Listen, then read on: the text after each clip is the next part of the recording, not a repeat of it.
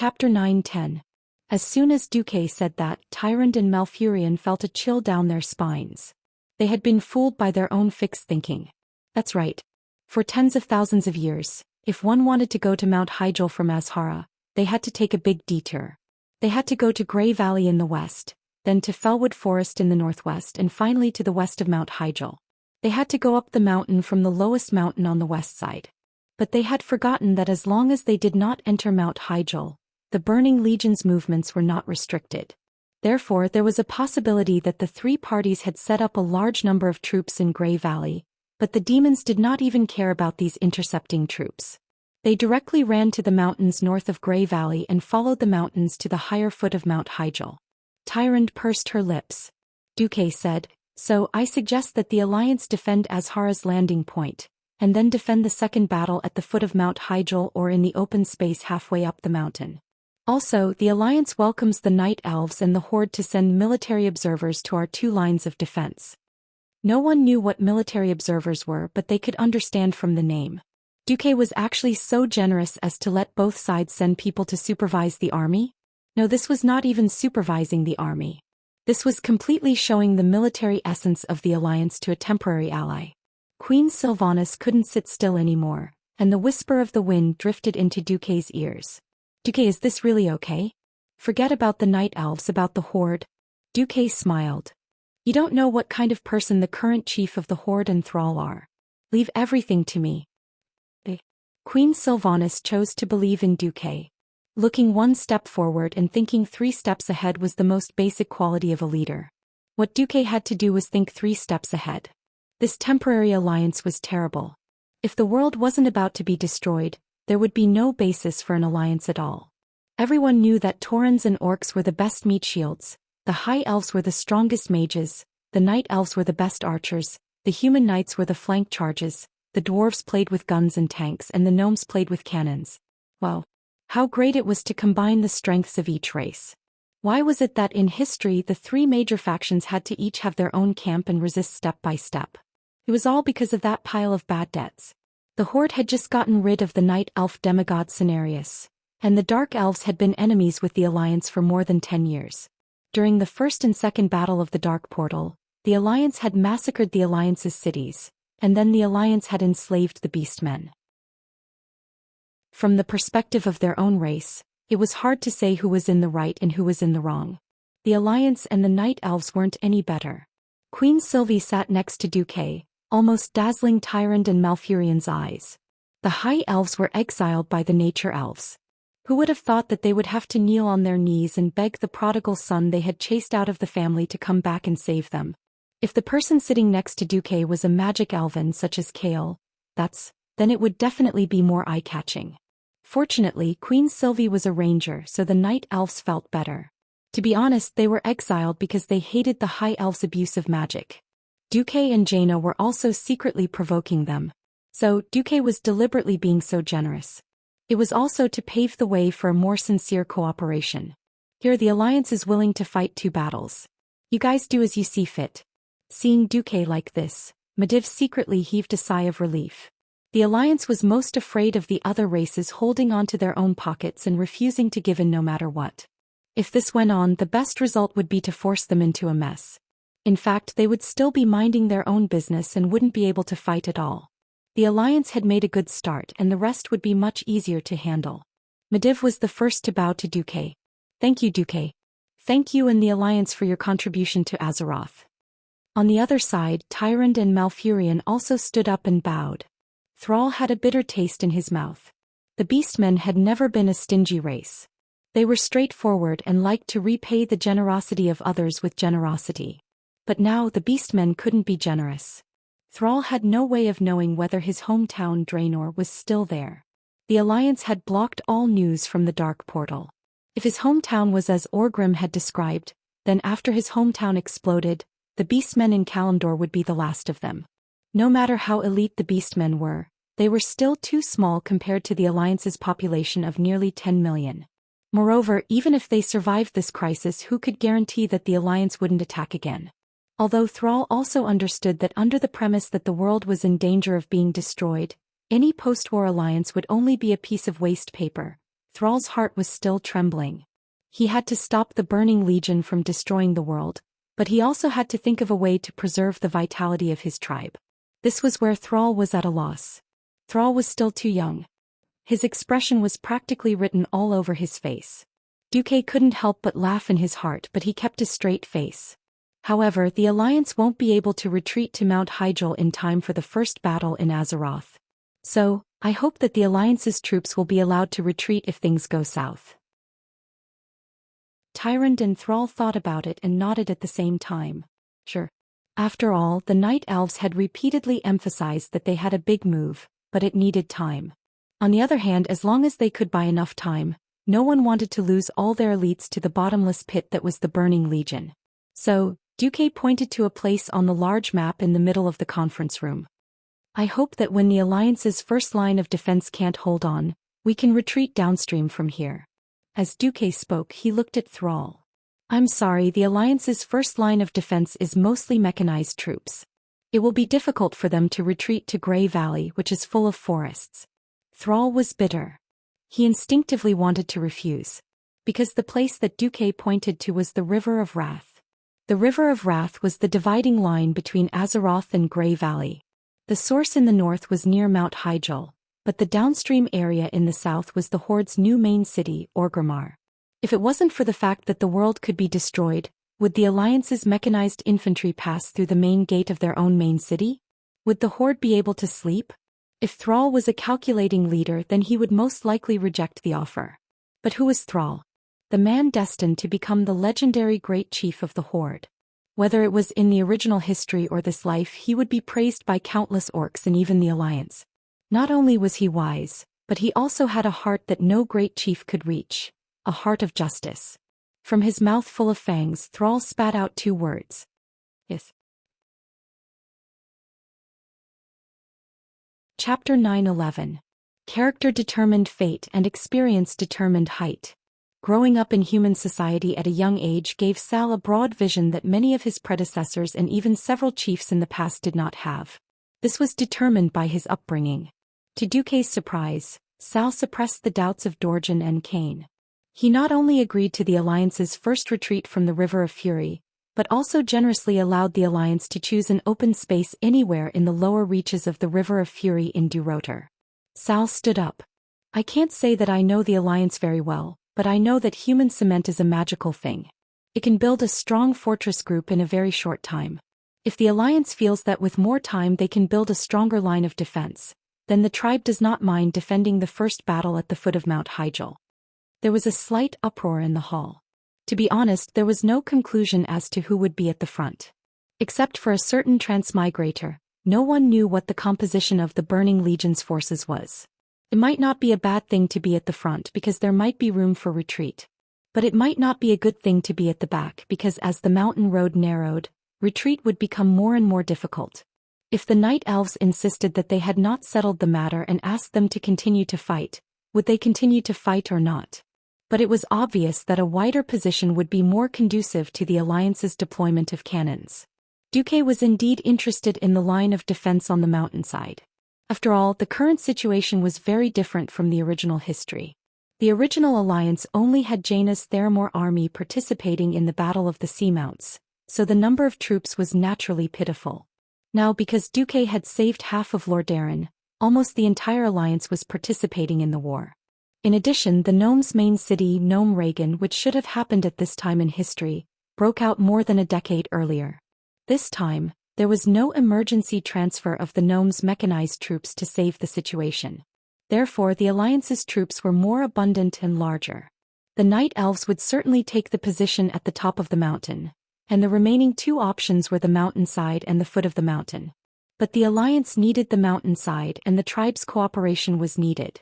Now that Sal took the initiative to propose it, he had really solved a big problem for Duque. After a slight pause, Duque nodded. Thank you, tribe, for your understanding. In exchange, the Alliance will not only provide a large number of excellent holy light weapons to the tribe, but will also provide 500 priests to assist the tribe. Also, provide 2,000 rangers to cover the retreat of the Horde. Sal's eyes were half-lidded. Duque was very generous. Although Orgrim had warned Thrall more than once to be careful of Duke's performance had convinced Thrall. After getting the Night Elves permission to cut down some of the trees in Fellwood Forest for temporary construction, Sal asked the last question. All right. As for the Night Elves, the tribe only has one last question. Go ahead. Tyrande lifted her head slightly. Whether it's the Alliance or the Horde, we're all prepared to make a huge sacrifice for this battle. I just want to know if the move that the Night Elves prepared is worth it. I don't need a specific strategy or a name. I just want you to look me in the eye and answer my question. Magic and whatnot were too profound for the Beastmen. The orcs, who weren't native to Azeroth, didn't want to know what the Night Elves had done in the past 10,000 years to uphold their oath. They only trusted their own instincts. Tyrande stared at Thrall and replied in an extremely sacred tone, "It's worth it. And when that time comes, even if the Night Elves are completely wiped out, we will definitely fulfill our oath." Thrall let out a long sigh. I have no more questions. At this moment he looked at Duke. What about the Alliance? Duke sighed softly. No one knows how strong Archimonde is. But I'm sure that he's at least a demigod. Those who haven't stepped into the realm of heroes can't even hurt a hair on his head. So I suggest that even if the defense line is breached, the Alliance and Horde must find a way to gather at the top of Mount Hyjal. Thrall narrowed his eyes. Like last time near the Dalajan? Yes. Thrall was silent for a moment, then his eyes suddenly widened. To be honest, our tribe has never forgiven you at all, Duke Marcus. Oh. Duke was a little lazy. When has the Alliance ever been willing to sincerely forgive the Beastmen who once massacred cities in the Alliance? Thrall didn't care about Duke's words at all. He continued, but for the sake of this world we choose to believe in the Alliance even if temporarily. I hope that before we defeat the Burning Legion we can work together happily. Thrall strode forward and extended his hand to Duke. Typical Alliance etiquette. Duke let out a murky breath. This feeling was very strange. Two races, two great forces. There was a deep hatred between them, but at this time, they could feel each other's sincerity and chose to trust each other completely. Perhaps this was fate, an ill-fated relationship. Duke smiled. Please be gentle when you shake hands. I'm just a weak mage. If you use too much force, I'll report you for attacking the Alliance's commander. Duke's words made Thrall laugh. He replied in a rough voice, I'll be careful, like I'm dealing with your human porcelain. This was a moment of great historical significance. Duke and Thrall's handshake symbolized the first temporary reconciliation between the Alliance and the Horde in the world of Azeroth. In the face of a greater crisis, they had abandoned their differences and enmity to work together sincerely for the first time. Tyrande walked up silently and placed her delicate hand on their interlocked fingers. For the future of Azeroth, the three of them shouted in unison. A huge war machine that spanned across 8 races started to move at this moment. A few hours later, a spectacular scene appeared in Grey Valley. Tens of thousands of Alliance and Horde troops were marching along the same path. They were once mortal enemies, but now, even though they were less than 5 meters away from each other, they were staring at each other and none of them made a move. There was no ridicule, no mockery, no humiliation and no killing. Everyone was heading towards the same goal, the same destination. Standing high up on the hill, Sylvanas looked at the long snake of troops in the distance. He couldn't help but feel emotional. I can't believe they're really going to ally with the Horde. I always find it ironic. Duke turned his head. Ironic? I advise you to get used to it. In the future, the Alliance and the Horde might fight endlessly, or it might be a united front against a foreign enemy. This is the general trend. Chapter 9:12. Is this the general trend? Queen Sylvanas repeated, deep in thought. The general trend. Since ancient times, how many people had been clear-headed and rational enough to see the general trend? Countless idiots in high positions who thought that the world revolved around them could not see the general trend, causing him, his people, and even his entire race to pay the most terrible price. She knew of Duke's hard work. How many sleepless nights had Duke spent convincing the leaders of the various countries to temporarily set aside their hatred towards the Horde? How many easy gains had Duke given up on to connect the resources of the various factions and make use of the advantages of each faction? Duque used his not-so-broad shoulders to shoulder the future of half of planet Azeroth. Perhaps he had all sorts of bad habits, but as a person and as the leader of an alliance, Duque had done the best he could. Let's go. Since the Night Elves and the Horde have agreed to our request, we don't need to make battle plans anymore. Let's go check on the soldiers. Yes. Queen Sylvanas and Jaina, who were beside Duque, nodded at the same time. On the beach of Azeroth, huge towers rose from the ground. Those were temporary mage towers. Of course, they couldn't compare to the original mage towers, but as a pure mana amplification, it was already very impressive. A little further away from the mage tower was a modular bunker. These bunkers were all the same size, about 20 square meters in size. A few days ago they were just steel frames. After being transported here from the Iron Furnace Castle, they were quickly poured with cement that had been mixed on the spot. The human engineers were using shovels to cover up the bunkers that were starting to take shape. Inside the bunkers, there would be a dwarven cannon or a few crossbowmen using exorcism arrows blessed by the holy light. With the bunkers as cover, the center of Azeroth was filled with well-organized artillery positions. If there was enough time, Duque was even willing to build an east-west railway in Azeroth. Unfortunately, this was a position that was destined to be abandoned. So what the human engineers and dwarves were busy with was a huge asphalt road that could allow 8 carriages to pass side by side. How long until everything is ready? Duque asked Lang Bronzebeard, who was in charge of defense. The dwarf prince, whose lifelong goal was adventure, had big dark bags under his eyes. We can fight at any time, but the longer we fight, the higher the chance of survival for our brothers. They are all good men of the Alliance. Duque was filled with emotion as he looked at the soldiers in the distance who were skillfully preparing for battle. He didn't know whether it was right or wrong to pull the Alliance elites who didn't need to come here. These soldiers were not ordinary rookies. Most of them were veterans who had participated in the first and second battles of the Door of Darkness. When they joined the army, the youngest among them was a young soldier of 14 or 15 years old, while the oldest was only a young soldier of 18 or 19. They came from various countries and most of them had experienced the cruelest battle to defend the capital. At the very least, they had participated in 2 major battles with more than 200,000 people.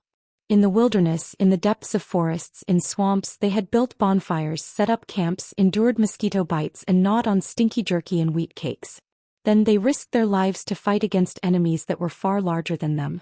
Orcs, trolls, ogres and even golems who were several stories tall. They had never been afraid. They repeated themselves in the baptism of war day by day, and little by little, they turned from ignorant rookies into elite veterans who dominated the major battlefields.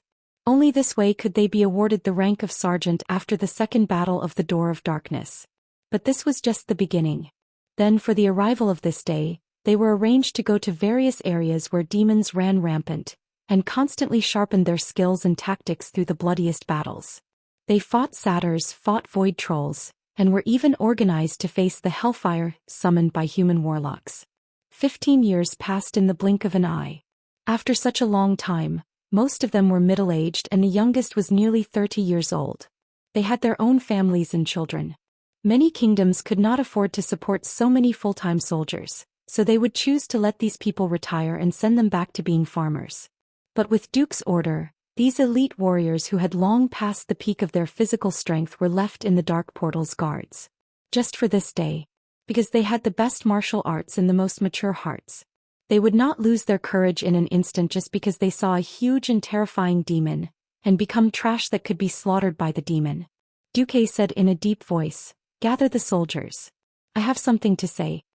Half an hour later, in addition to the garrison troops, 50,000 soldiers arrived from a vast position that was more than 10 kilometers long from the north to the south, forming 5 huge phalanxes. Duque led the generals, kings, of the alliance as well as the senior and junior generals, to the high platform, looked at the whole army and took a deep breath.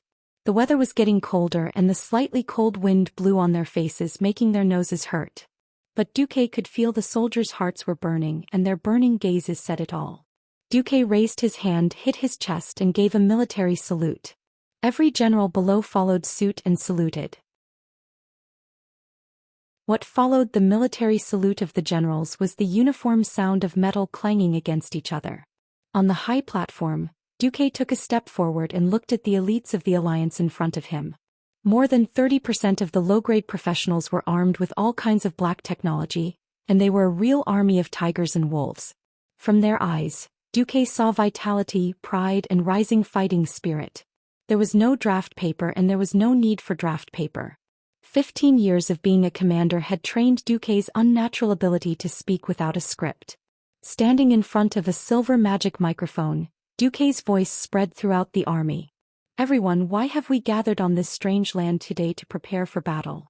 This is not our land, not our family, not the land where our people live and multiply. Why should we fight to the death for it?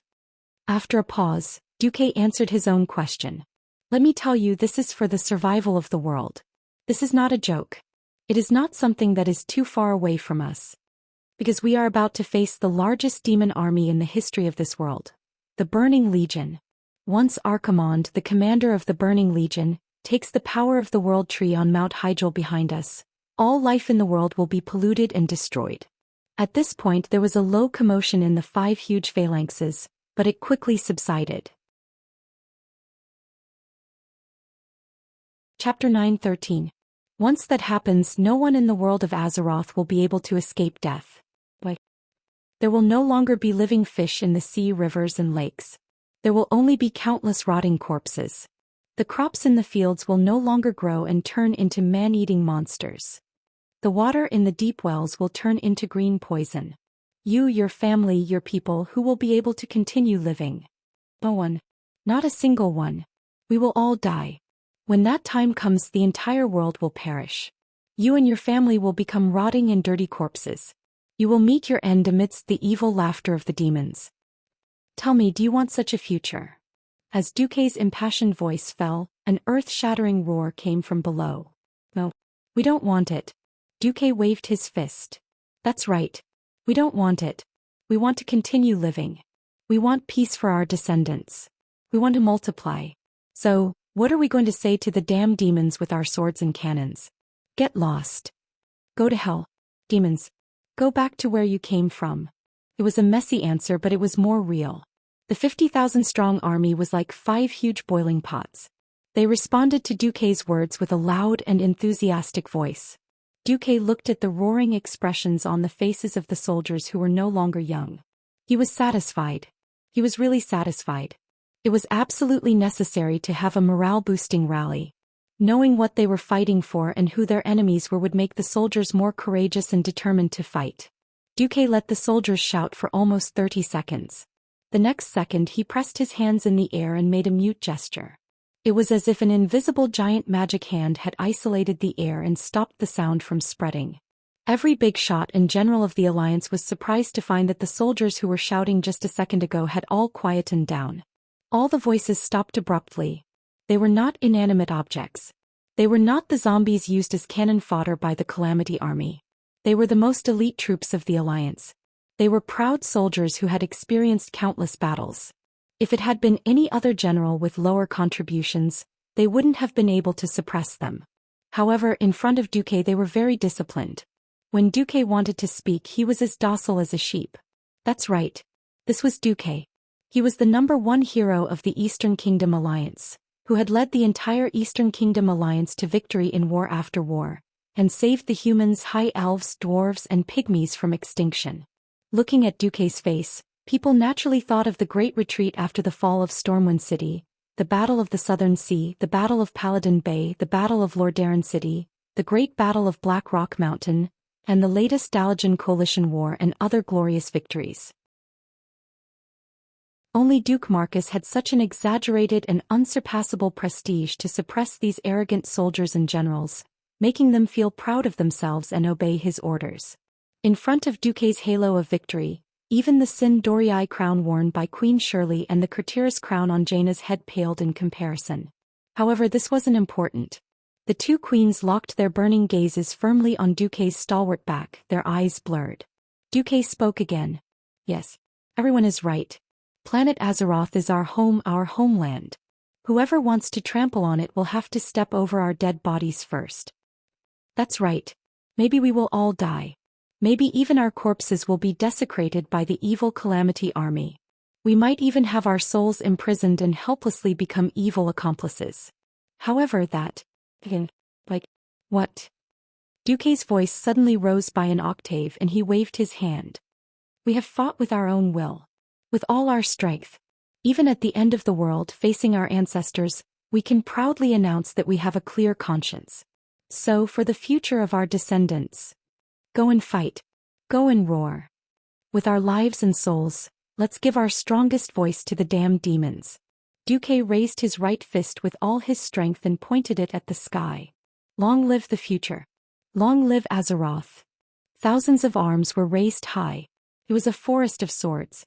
It was a mountainous sea of hammers. It was the unyielding will of billions of Azeroth creatures. They completely vented the heat in their chests, letting the thousands of voices converge into one. Long live the future. Long live Azeroth. Duque waved his hand. In the name of the Alliance Commander, I announce that the Mount Hyjal operation has officially begun. Everyone get into position. Let's go. The square formation that was extremely neat a moment ago began to quickly disperse in an orderly manner. Under the command of the middle and high-level generals, the soldiers ran to their respective positions. The once silent beachhead erupted again. Even though they were several kilometers away, they could still feel the murderous aura from above. Turayan and Bulang came before Duque and saluted to Duque. Commander, do you have any other orders? Turayan asked. Duque looked at the undulating beach and sighed softly. Crossing the endless sea to send an army of 100,000 plus heavy equipment was already the limit of what the Alliance could do. It would be great if they could bring the main force of the Alliance here. Unfortunately, there were not so many ifs in the world. Duque said, soldiers without the will to fight can't face a terrifying existence that is several times stronger than them. But if the will to fight is too strong, it will only cause the good men of the Alliance to die here in vain. Tell the brats below that this is only the first battle. I don't need them all to die here. Follow the rules and retreat when it's time. I have prepared a magic array near Orgrimmar to send the troops in their best condition to the mountainside of Mount Hyjal. Turayan punched his chest with one hand. His gauntlet hit his breastplate with a crisp clang. Understood. Then Turayan and Bulang went down. Just as they were about to walk down the high platform, Duque's voice floated over. Remember to get out of Mount Hyjal alive and then find a way to get out alive. Turayan and Bulang looked at each other and smiled. Boss, you're so demanding. Of course, if we're going to fight with our lives on the line, Mograine will be the commander here. Waving his hand, Turayan's elegant figure before he left was imprinted in Duque's eyes. Mograine patted Duque's back a little grumpily. Damn it, you make it sound like I'm an idiot who only knows how to fight with my life on the line. Duque didn't reply. He looked at Turayan and then at Mograine. Duque was deep in thought. Fate had changed. Chapter 9:14. Looking back, many people who should have died in battle were unknowingly saved by Duque. Without Duque, Turalyon would have counterattacked Draenor after the second dark portal and disappeared with the big explosion. 9 out of 10 he was dead. If Kalia was not hidden, then Kalia, who had completely lost hope in life, would have chosen to live in seclusion after the fall of Rotterdam. The scattered people of Rotterdam would have fought for themselves and composed a sad and touching death war song. The crazy Scarlet Crusade would have been born. Sidon Dathrahan's body would have been taken by the Dreadlord and harmed everywhere.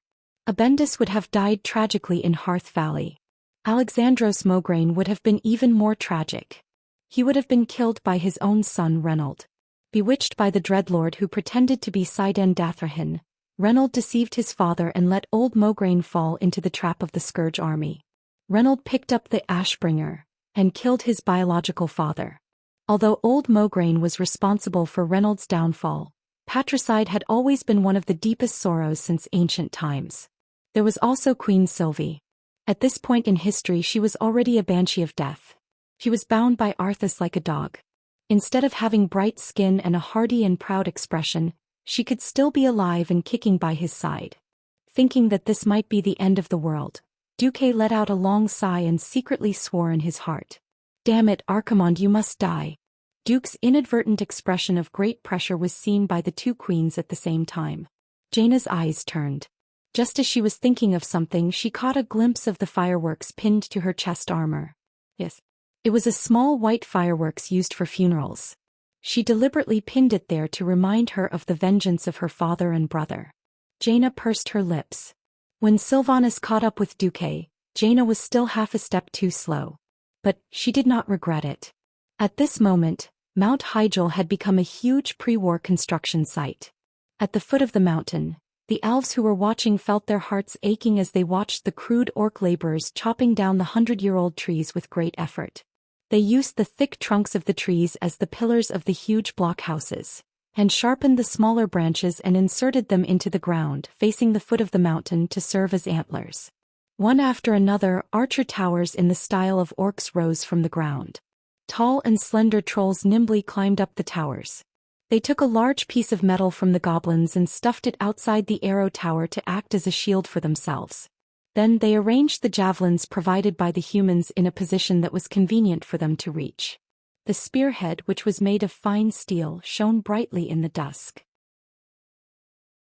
At the mountain pass, the wide ground on both sides was surrounded by wooden stakes and thick ropes. There were signs in all kinds of languages stuck on them, and there were even pictures of goblins scribbled on them. Holding his beloved axe, Bloodhowl, Grum muttered, "Thrall, I don't trust those dwarves at all. Although their skin is also green, look, since noon those idiots have already blown up more than a dozen of their own people." Thrall patted the shoulder of this senior who had narrowly escaped death. "Grom. First, it wasn't the orcs, trolls or taurens who died. Second, they aren't even afraid of death, so why should we worry for them?" Before Sal could finish speaking, there was a loud boom sound. At least half a dozen goblins were blown into the sky and then disintegrated into green and red parts, scattering evenly on the ground within a radius of 100 meters. Then the nearby goblins all gaped as they watched their companions succeed in courting death as if they were watching fireworks. Some even whistled. There was no need for the orcs to criticize them.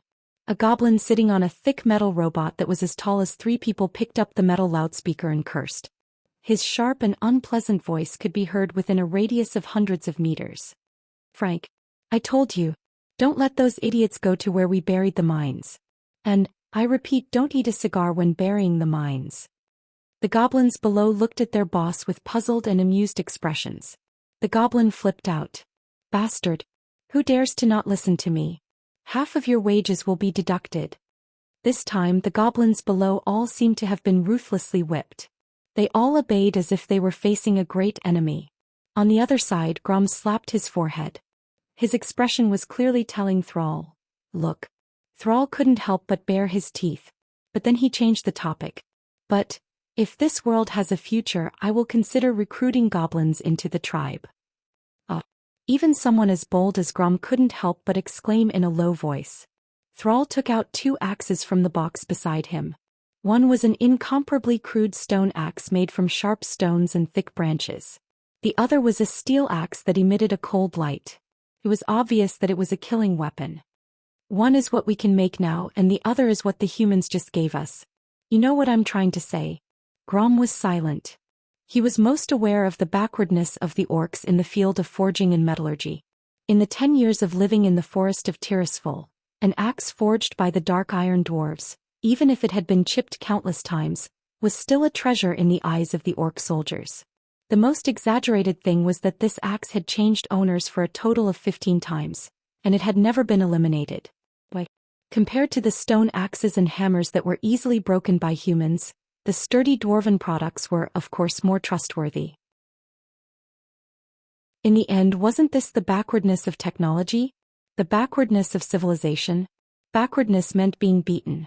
This was inevitable. Wajin came up and dispelled Grom's last hope with one sentence. "The trolls have spent 8,000 years to prove that using flesh and blood to fight against a higher civilization would lead to a tragic end. The Lordaeron continent that you ravaged 14 years ago, the capitals of the human kingdoms that you destroyed, were all once the territory of the Amani Troll Empire." Grom no longer raised any objections. Thrall set the tone for this matter. "We'll talk about those things later. Right now, the Burning Legion is our real enemy. We are not fighting for the Alliance at this moment, but for the survival of the tribe. Since Duke Marcus has treated us with sincerity, we must return the favor of a warrior." "Understood." Several tribal leaders answered in unison. However, looking at the noisy goblins, Thrall was thoughtful. Late at night, the tribes at the foot of the mountain and the alliance on the mountainside were still preparing for war all night under the lights. Duque suddenly received an urgent call from Sylvanas. Second sister is in a hurry. Come quickly. Lilith nervously informed Duque, who knew as soon as he entered Queen Sylvia's tent, Duque's knee was hit by an arrow. Chapter 9:15. When Duque lifted the curtain of the tent and went in, he was shocked by the darkness inside, and then he was shot. The moment he was hit by the arrow, Duque recalled a famous saying that had spread far and wide. I used to be a dragon-slaying hero until I got shot in the knee. Well, those were all unimportant things. The point was, Duque did not understand why Queen Mao she shot him with an arrow. Before entering the tent, the system elf helped him scan it, and there was only Queen Mao she in the tent. What the hell? Or did I make a big mistake? Queen Mao she finally couldn't stand me having a harem and wanted to murder her husband? Is this the legendary tragic ending of killing her husband with a hatchet? Full of questions, along with the rapid spread of numbness from his knee, almost drove Duque crazy. The strong numbness almost made Duque fall on the ground. The next second, Duque suddenly found himself buried in a pair of elastic Mount Hyjal. This is... Duque heard Queen Mao she's voice. Sorry, I used a strong anesthetic on the arrow. But it doesn't matter, it won't cause any harm to your body. For some reason, Duque suddenly remembered. According to history, after Nazul's control weakened, Queen Shi, who had become a death banshee, relied on an arrow coated with a powerful poison to shoot Arthas. Arthas was almost completely killed. Damn it. How could I forget that Sister Mao she is a master of poison? By the way, what did I do wrong? She actually wants to use the arrow, which is worth at least 1,000 gold coins, to kill me? Duque felt like he was in a trance. He wanted to curse, but the feeling of having his face pinched by the Mount Hyjal was great. Oh no. Now was not the time to worry about this. What did Queen Mao she want to do? Duque wanted to open his mouth, but he found that his whole body was numb and he could not even speak. Don't worry, how could I hurt you? If big sister and third sister come back, they will skin me alive. Queen Sylvie laughed as she dragged Duque to the bed like a dead dog. Surrounded by darkness, his hands and feet were numb.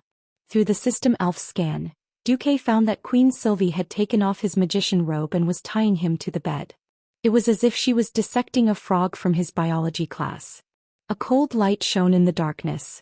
Duque's scalp went numb. He could recognize it even if he turned to ash. That was the ultimate weapon that countless Azeroth players had used before he traveled to this world. It was the weapon that had skinned billions of ferocious monsters. Even the behemoth and the dragon race were not spared. It was the ultimate weapon that the players would not change even if they changed their weapons countless times. Skinning knife. In Duque's mind, the scene of him being skinned and dying tragically appeared. Not good. Guards. Protect the Emperor. Some unruly people want to harm me. With a flash of a knife, Queen Sylvie skillfully used the skinning knife to help Duque cast armor break. Then the candlelight lit up. In the flickering candlelight, Duque saw Sylvanas, who was wearing the queen's crown but only the robe of insight.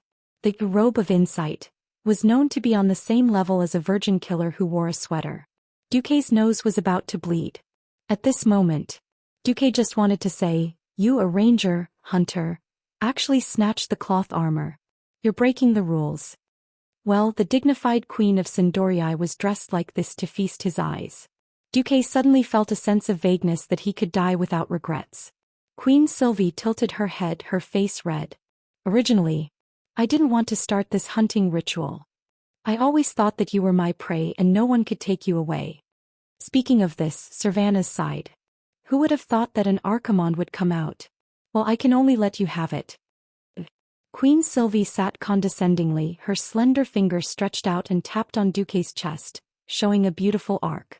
She made an extremely domineering declaration. I declare in the name of the Queen of Sindorii, Sylvanas Windrunner.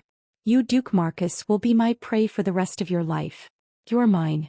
Without my permission, no one can take you away. Until the end of the world. With that, she gently dripped a drop of anti-paralysis potion into Duque's mouth. Queen Sylvie leaned down and used her fiery red lips to enjoy her prey.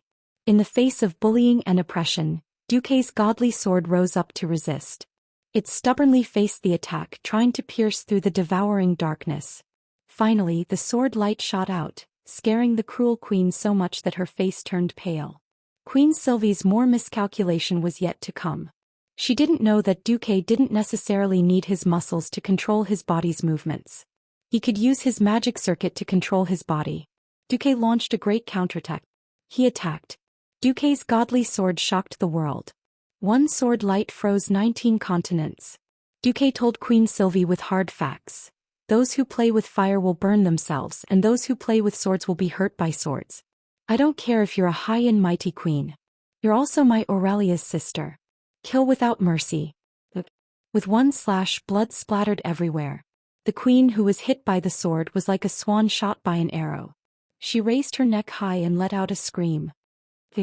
You bastard, Cervantes cursed. Come on. Let's fight. Duque was full of fighting spirit. Berserker Duke activated godly sword lunge 999 times. He directly sent Queen Sylvie to heaven. At dawn, Queen Sylvie hugged Duque tightly, tears still hanging on her long and straight eyelashes. The two woke up almost at the same time. Their eyes met. There was an indescribable deep affection and uncountable bitterness. If the scout ship's report was correct, the first battle of Mount Hyjal would begin this morning. There was not much time. Sigh. The two sighed softly at the same time and fell silent at the same time. Without a word, Duque got up. She was clearly a noble queen, but Cervantes was like a gentle and virtuous peasant woman serving her husband, personally helping Duque put on his shirt and other clothes. Duque noticed that this brand new shirt had clumsy workmanship that could be said to be an insult to the elven costume designer, but the shirt was extremely fitting. Duque revealed a gentle smile. Thank you. Cervantes' eyes were suddenly filled with tears. Don't you dare damage this shirt. Right. If the shirt wasn't damaged, he would naturally be fine. The smile on Duque's face grew wider, and he raised a wooden scepter that looked like a drumstick in his hand. A mere Archaron can't do anything to me. I'm the man who will take Atish, the legendary scepter of the Guardian, in the future. Unknowingly, Cervantes' eyes became infatuated. Chapter 9:16. Hearing that the descending superdemon was Archimonde, one of the three leaders of the Burning Legion, after witnessing the terrifying power that could destroy the world, many cowards were so scared that their legs trembled, and some even peed their pants. Even the bravest warriors crossed the sea and came to this foreign land with the idea of fighting to the death. There was only Duque, and there was only one Duque in the world. He had the ability and courage to say such a sentence. A mere Archimonde can't do anything to me. Suddenly Cervantes smiled. Her smile was as bright as a spring breeze. There was no other reason. She suddenly felt that only this man in front of her, who looked down on all the heroes in the world and viewed billions of demons as ants, was the great hero in her heart who was worthy of being entrusted to her for thousands of years until eternity. Queen Sylvanas had the urge to hug Duque from behind. She gave up. If that was the case, then what was the difference between her and those weak women who could only watch their men go to the battlefield and could only hope for a child before the battle, and were afraid that the child would be a posthumous child? She was Cervantes, the queen of the kingdom of Sindorii, the Valkyrie on the battlefield. If there was still a glimmer of hope in this world, then this glimmer of hope must have been fought for by her and Duque. So in just 2 or 3 minutes she was already standing beside Duque in her military uniform. Duque seemed to want to say something but stopped. Cervantes glared at him and made a seemingly ferocious expression. He fiercely spat at Duque and said while gnashing his teeth, "All right, it's my mistake. I'll look for Riadeline to treat her later." Duque rubbed his eyebrows. Most of the alliance had a policy of taking a holiday before a battle, but the night before the battle seemed to be a little bad. Sigh. Duque looked into the distance, which was the east of Azhara's beachhead. As the last unmanned boat anchored offshore and used for detection tilted and sank, Turallion finally gave the order, "Ready." At first it was just a few inconspicuous bubbles, but soon the sea seemed to be boiling and there were bubbles everywhere. In the end it was even connected into a continuous gurgling sound. The first ugly head floated to the surface. In the command post, Turallion could clearly see the monster through his binoculars. Mermaid. He was indeed a merman. Turalian was no stranger to the Murlocs. Even today there were more than 30,000 Murlocs in the Alliance. They belonged to the Murloc prophet Mauger and reported directly to the king of Stormwind, Varian. In fact, everyone knew that for some reason the mixed legion of Murlocs and Naga had always been loyal to Duque. It was not important. The Murloc in his field of vision was even larger. It didn't look like a fishman at all. It looked more like an adult hippopotamus. It wasn't just one but thousands upon thousands of fishmen that floated to the surface of the water. They all looked the same. Their teeth that were even sharper and more sinister, as well as their scarlet eyes that exuded an ominous aura, were all telling Turalian that there was something wrong with this vanguard of the Burning Legion. Soon the Alliance soldiers saw a male Naga that was one size larger. These deep-sea monsters with the same pair of scarlet eyes drove the merfolk towards the shore. In just a few minutes they had slowly come ashore from the shallows. They were less than 50 meters away from the most front line of the beachhead blockhouse. Fire arrows. Turalian's order was quickly transmitted to the position below through the most primitive loudspeaker. The enemy was the Burning Legion and no one knew if the magic transmission would fail. The communication method that was so useful in the last battle at the Dark Portal could only be used as a support here. The most primitive communication method was more secure.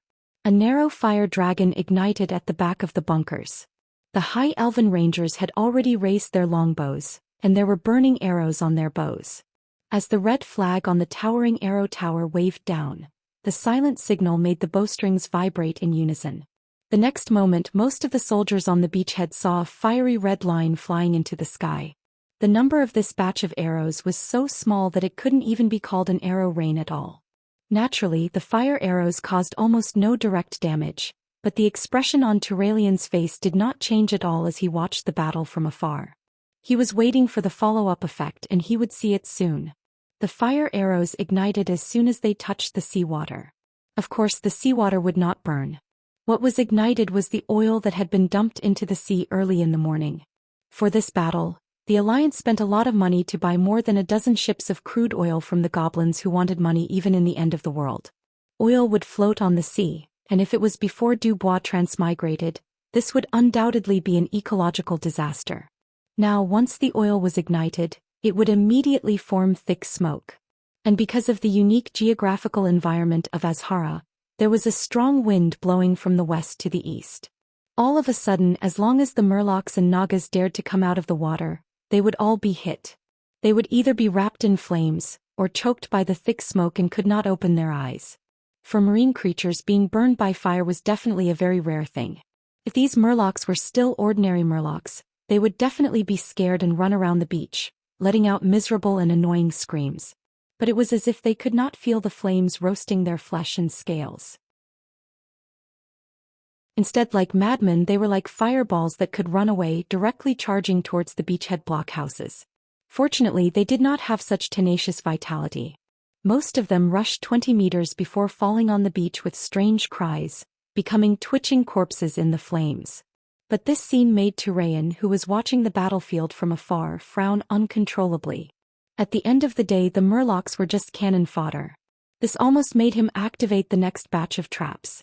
If there were stronger ones, then wouldn't the Burning Legion have some tricks up their sleeves? Soon the first wave of probing attacks ended. After thousands of corpses were left on the beach, no more Murlocs rushed to the shore. The sea was still burning. Following the tide, the rolling waves of fire slapped on the reefs or the beach. Turalian noticed that the sea was still boiling. It had nothing to do with the ignited oil. It was a large number of Murlocs hidden under the water surface blowing bubbles. Immediately, a huge figure rose from the sea, causing the hearts of every Alliance soldier to jump. They were generally more than 6 meters tall with a slightly horizontal and burly body. Their green skin glistened in the flames, and the huge iron anchors in their hands that were more than 3 meters long were even more shocking. Chapter 9:17. Many slightly petite female Naga with multiple arms appeared on the surface of the sea. They chanted incantations and covered the giants with a layer of armor-like water ripples. They looked more like flame giants stepping out of the sea. Turalian spat on the ground. Damn it! It's the sea giants. It's the Burning Legion again. The sea giants' lifelong duty was to maintain the cleanliness and peace of the ocean. They rarely came to the surface world, preferring to stay at the bottom of the sea alone. They liked being worshipped by the Murlocs, but they were mortal enemies with the Nagas. Legend had it that the sea giants would approach the surface world in search of these Nagas. Normally, it was impossible for the sea giants and the Nagas to get together. Now it was obvious from the sea giants' violent scarlet eyes that they had been enslaved by the power of the demons. As the frontline battle, under Duque's instructions, the situation on the beach was broadcast live to Mount Hyjal. In front of the 3 camps at the foot of the mountain, halfway up the mountain, and at the top of the mountain, there was a huge magic projection screen 40 meters high and 100 meters wide, conveying the information of the Burning Legion to the soldiers of the 3 major factions. At the foot of the mountain, Grom snorted disdainfully. The Golans are bigger and much more agile than these guys. Sal sighed and had to coax Grom. The Golans won't charge in a group of hundreds or thousands, and there's only one Grom Hellscream in the entire horde. Flattery was a technical skill, and once it was done well, it was quite powerful. The Hellscream family was famous for their Golans. But even in Draenor, terrifying monsters like the Golans, who were more than 10 meters tall, were still rare. According to incomplete statistics, the number of Golans could barely reach 4 figures. Usually one Golan could lead an entire ogre clan, so Sal was right. There would never be a spectacular scene of 1,000 Golans charging. However, seeing that the Alliance's position had to face the charge of at least 500 sea giants, Sal was still worried for the Alliance, even if it was not the horde that was facing the enemy. If the Alliance's first battle collapsed easily, it would be the horde's turn to face these monsters in 2 days at most. In front of the terrifying height of the sea giants, the horde's arrow towers were toys. Sal suddenly missed Orgrim's personal guards, which were almost all elite guards made up of the strongest ogres. If it's them, maybe they can fight against the Sea Giant Legion, Sal muttered. Gazing at the projection on the mountainside, Jaina asked, "Is it really okay for you not to go to the front line?" Duque did not even look back. They are proof that I came to this world. If they fail, it will be my failure. On top of Mount Hyjal, Tyrande and Malfurion's eyelids twitched. "Prepare for the ceremony," Tyrande said. Malfurion, okay. Star translated of God. Tyrion finally gave the order from the command post. Chain grenades. Of the sea. What Nagoth sea of? Of the sea. The 2 small iron balls were chained together. When the iron ball and the iron chain were shot out of the cannon, if the target was hit, the iron ball would be pulled by the iron chain and spin continuously, breaking the mast of the enemy's sailboat. 2 small iron balls were chained together. When the iron balls and chains were shot out of the cannon, the sea giant's ankles would be pulled down by the force of the impact. From the small bunker on the beach, small steel cannons fired black chain bullets, accurately hitting the sea giant's ankles, causing its huge body to stumble. Looking at the struggling sea giants, Turalyon raised his right hand and swung it down. Turalyon's adjutant immediately understood and gave the order that he had already prepared. First artillery team, first shooting Zhu, 3 consecutive shots.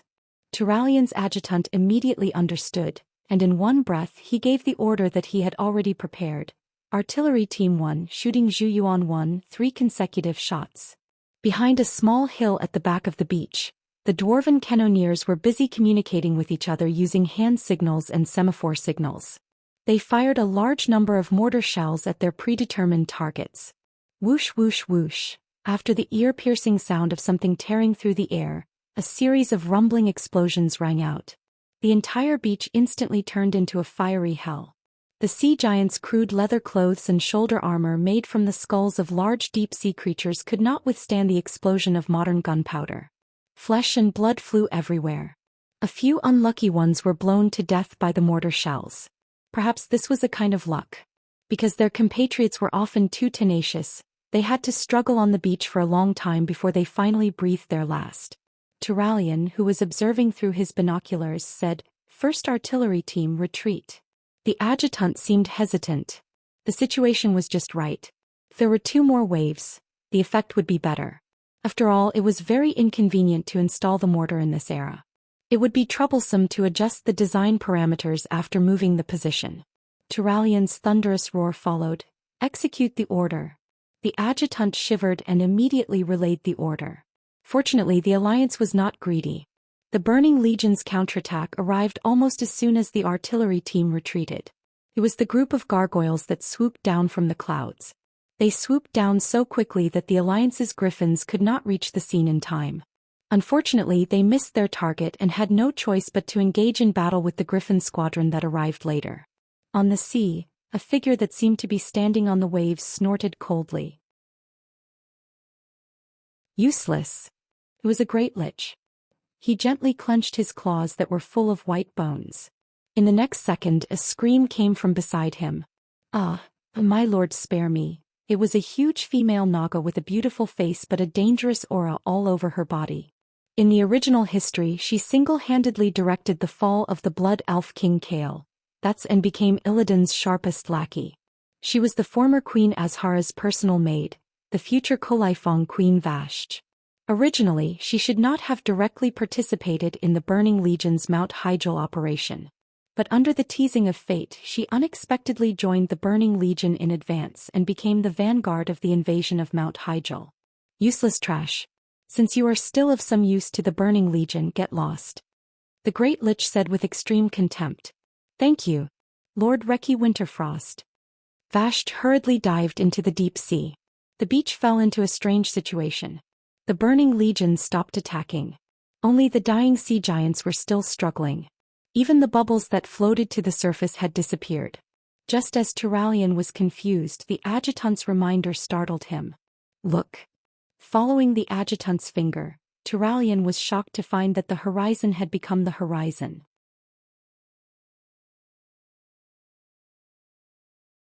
Chapter 9:18. The Alliance soldiers who had just repelled the Burning Legion's first wave of attack were dumbfounded. The sea had turned into land? What was going on? Every soldier felt that their brains were not enough to process the situation. Moreover, the water on the beach suddenly receded, leaving only jagged rocks and gravel exposed in the air in the place that was previously full of water. Turalian's reaction was still the fastest. Retreat. Retreat. Retreat. All the frontline positions near the coast evacuate. Half of the second-line positions. Don't worry about the equipment. Evacuate the people first. When the emergency evacuation order was given, the entire beach was in an uproar. In this day and age, the dwarves were the best at using cannons. Therefore, most of the people who had set up positions on the beach were dwarves. These guys who had developed horizontally took quick steps with their short legs, retreating from the large preset pipes behind the bunkers along the arrows. In less than 5 minutes, all the Alliance troops within 100 meters of the beach had been evacuated. Only then did everyone see that there seemed to be an additional blue line in front of the horizon that suddenly appeared on the sea. When the commanders used their binoculars to take a closer look, they realized that it was a super tsunami that was enough to completely destroy the entire coastal defense line. Just looking at the terrifying waves that were at least 10 stories high, they felt like their minds were going to collapse. No. Damn it. Continue to retreat. Second line. Turalian felt like he was going to collapse. Although Duque had told him time and time again to let go of his phenomenal power and put the most terrifying situation on the Burning Legion, who would have thought that the Burning Legion was not playing a landing battle, nor did they pull a few hundred ships over but directly using a huge island to crash over? Ever since Thoradin the Great established the Arathar Empire, there had never been a military academy that taught commanders to be careful of an entire island crashing into them during a beach defense battle. Suddenly, Duque's voice was transmitted through magic to the command post. The third line of defense is also evacuating. The fourth line of defense is evacuating at 1, 3, 6 and 7 o'clock. The rest of the troops on the high ground do not move. Give up after evacuating the 3rd, 5th, 8th and 11th passageways. They will be flooded, so there is no need. The 2nd Dwarf Steam Tank Regiment is ready to counterattack. Listen to the order to enter the tank trench in 5 minutes. Don't worry about the water, the tank is there. 3rd, 4th and 5th Artillery Squads, prepare to advance slowly into the barrage. Fire at A3, B7 and C4. All Griffins move out. Crane wing formation at the front and one-line snake formation at the back. No one understood how Duque came to this conclusion. To be honest, it was a big taboo to command beyond one's rank. It would affect the prestige of the commander on the spot. However, in the face of such an earth-shattering attack, protecting the troops was their top priority. If the adjutants were to hurriedly transmit the general order to their subordinates, then the orderly evacuation would become incomparably chaotic. My apologies. Turalian bowed to the mirror image of Duque. It's not your fault. Asking a human commander to command a cannon system that the dwarves have yet to fully understand is too difficult. I will write an artillery command manual for the Alliance, Duque said calmly. As for Duke, Turalian was in awe. During the 10 years of Duque's disappearance, the military of various countries had focused on studying Duque's battle examples. They had pessimistically discovered that Duque's various war inventions, tactics and tactical ideas were at least 50 years ahead of the entire Eastern Kingdom. If it were not for Duque's sudden appearance, early unification and various tactical strategies that were still considered exaggerated to this day, the Alliance would have paid the price of at least 500,000 soldiers dying in battle, and 3 million civilians perishing. Of course, none of the military bigwigs thought that it was the work of a transmigrator. Most of them thought that it was just a whimsical idea of the mysterious pharaoh. 10 minutes later, when most of the troops had successfully evacuated, the monstrous wave finally slammed into the shore with the momentum of God's hand slapping down on the mortal world. The sand and stones on the shore flew into the sky. The corpse of the deep-sea giant, which weighed more than 10 tons, and the small bunkers on the shore that could only accommodate 2 dwarves and a small cannon were all thrown into the sky like toys thrown aside by a naughty child. Even the headquarters of the Alliance, which was a full 5 kilometers away from the beach, could clearly feel the strong vibration. The entire wooden house in the kitchen outside the headquarters, which was built with wooden planks, was creaking as if it was under unimaginable pressure. Its wooden walls, floor, doors and windows were all trembling as if they would fall apart at any moment. The ingredients on the wooden table and the chopping board were like freshly cooked popcorn, bouncing up and falling to the ground with a bang bang bang.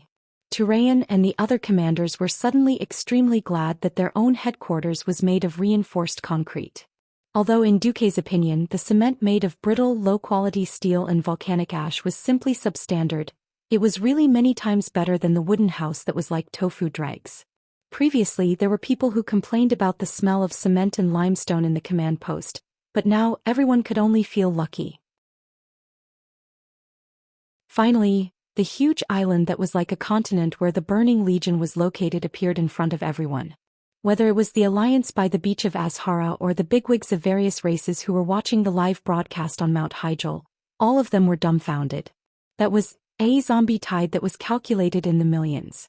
At the end of the dark, almost endless sea of zombies, which could only be seen with high-powered binoculars, a large number of Burning Legion demons that were more than 5 meters tall were ready to go.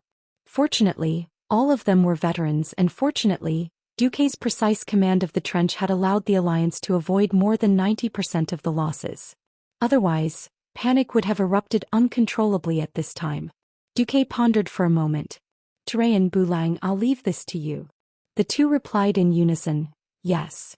Less than half a minute after Duque's image disappeared, an earth-shattering cannon suddenly sounded.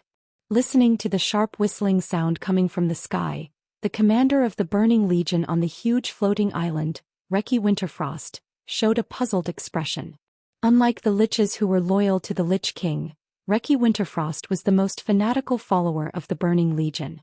His powerful magic power and cruel demonic spells made him a capable subordinate under Kill Jaden. Originally, Reki Winterfrost should have first appeared during the siege of Hearth Valley, but history was greatly skewed. In this life he had not appeared at the front line at all until today. Due to his hatred for the Calamity Army and his loyalty to the Burning Legion, he quickly became another Archimonde's vanguard general after the Archimonde's arrival.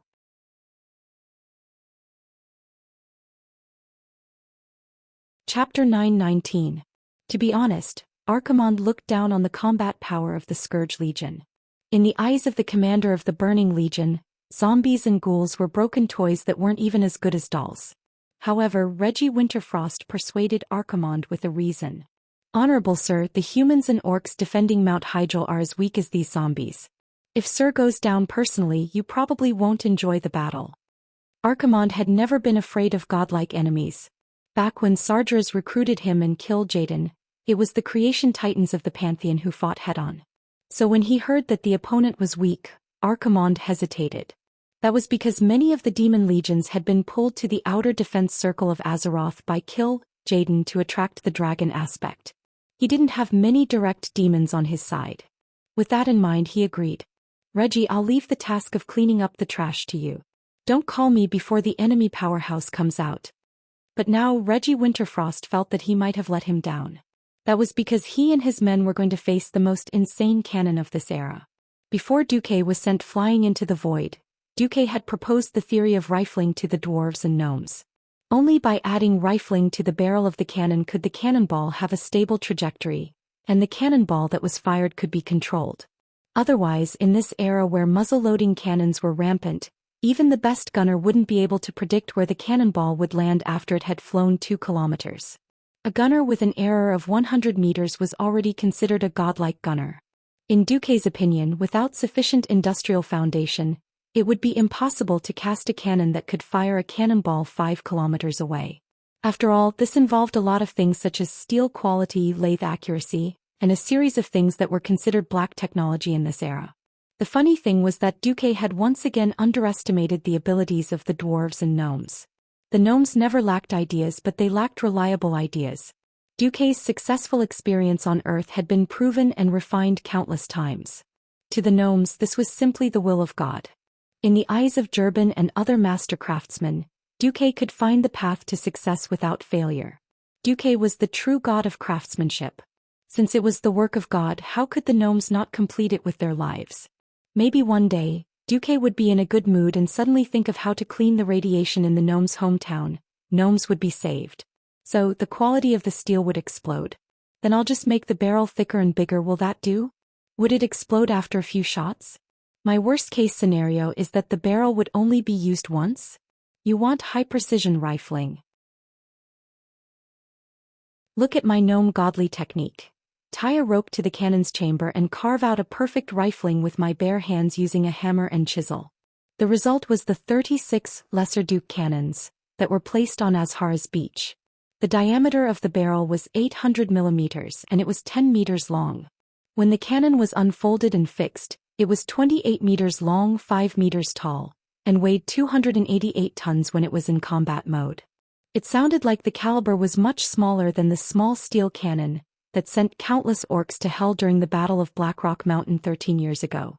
But if one considered that the range of the little Duque cannon was more than 4 times that of the small steel cannon, with a maximum range of more than 10 kilometers, any commander with a brain would know that the military value of the little Duque cannon was an epic-making product. If it wasn't for the equally unscrupulous Mage Dalaran who had developed the upgraded military magic defensive cannon shell, specifically for the Mage Tower in the past 10 years, using defensive arrow as the blueprint, perhaps the gnomes would have had the strength to conquer the world. But I digressed. Such a huge object had encountered great difficulties in assembling, transporting, and shooting tests. But in order to save the world, the gnome craftsmen had assembled 36 little Duque cannons within 3 days. When a shell weighed more than 3 tons and the dwarven secret chamber guards had to use Avatar to turn into small giants to load the shell, one could imagine how powerful the explosion would be. The huge floating island, which was already at the edge of the beach, produced an endless and terrible storm. First, there was a strong explosion that shook the mountains. At the front edge of the floating island, not to mention the zombies at the landing point, even the thinner edges of the island were directly blown up, causing the terrifying effect of the island sinking. Everything within the range of the shell disintegrated. Whether it was an elite ghoul with a body as hard as steel, a gargoyle made of solid obsidian, or a bone dragon with incomparably thick bones, they all turned into countless pieces like butterflies in a storm. The cannonball exploded and sputtered metal shrapnel, easily shredding all the nearby existences into pieces. Even the zombies 300 meters away were blown away. Even the undead monster, Abomination, which weighed more than 5 tons and was sewn together from a large number of corpses, was blown away by the strong wind and rolled to who knows where. What's going on? Who can tell me what's going on?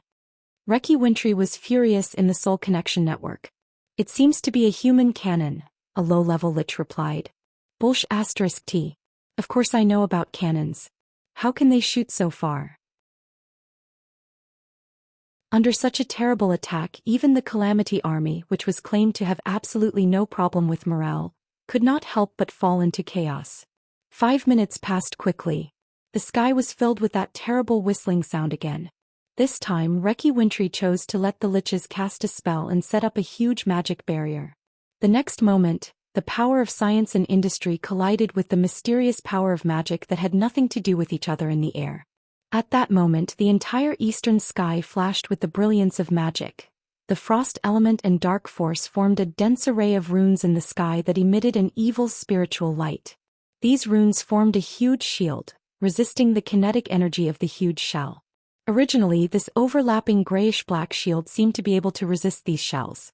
However, when the first shell was detonated by magic in midair, the entire magic shield suddenly cracked. Countless magic runes exploded in midair, and this destruction immediately spread in all directions. The protective shield, which was constructed with the magic power of Reki Winterfrost and the other liches, could only withstand 12 super cannonballs before collapsing. As a result, 24 shells fell closer to the center of the island. It was as if there was a moment of delay before the destructive shock wave swept across the entire front of the island.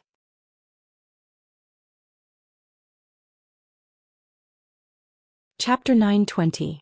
Tyrant and Malfurion had been focused on their work, but the horrifying explosion and light in the projection attracted their attention. Their faces, which were naturally slightly purple, were now a little pale. Elune above, are the Alliance's weapons so terrifying now? Tyrant sucked in a breath of cold air, but she quickly patted her chest in fear. Fortunately, that hit the Burning Legion's head. Malfurion was more objective. It's fine. This level of attack is far from enough to break through the magic circle of Mount Hyjal. Also, the Alliance's strength is a good thing for us now. However, this reminds me of...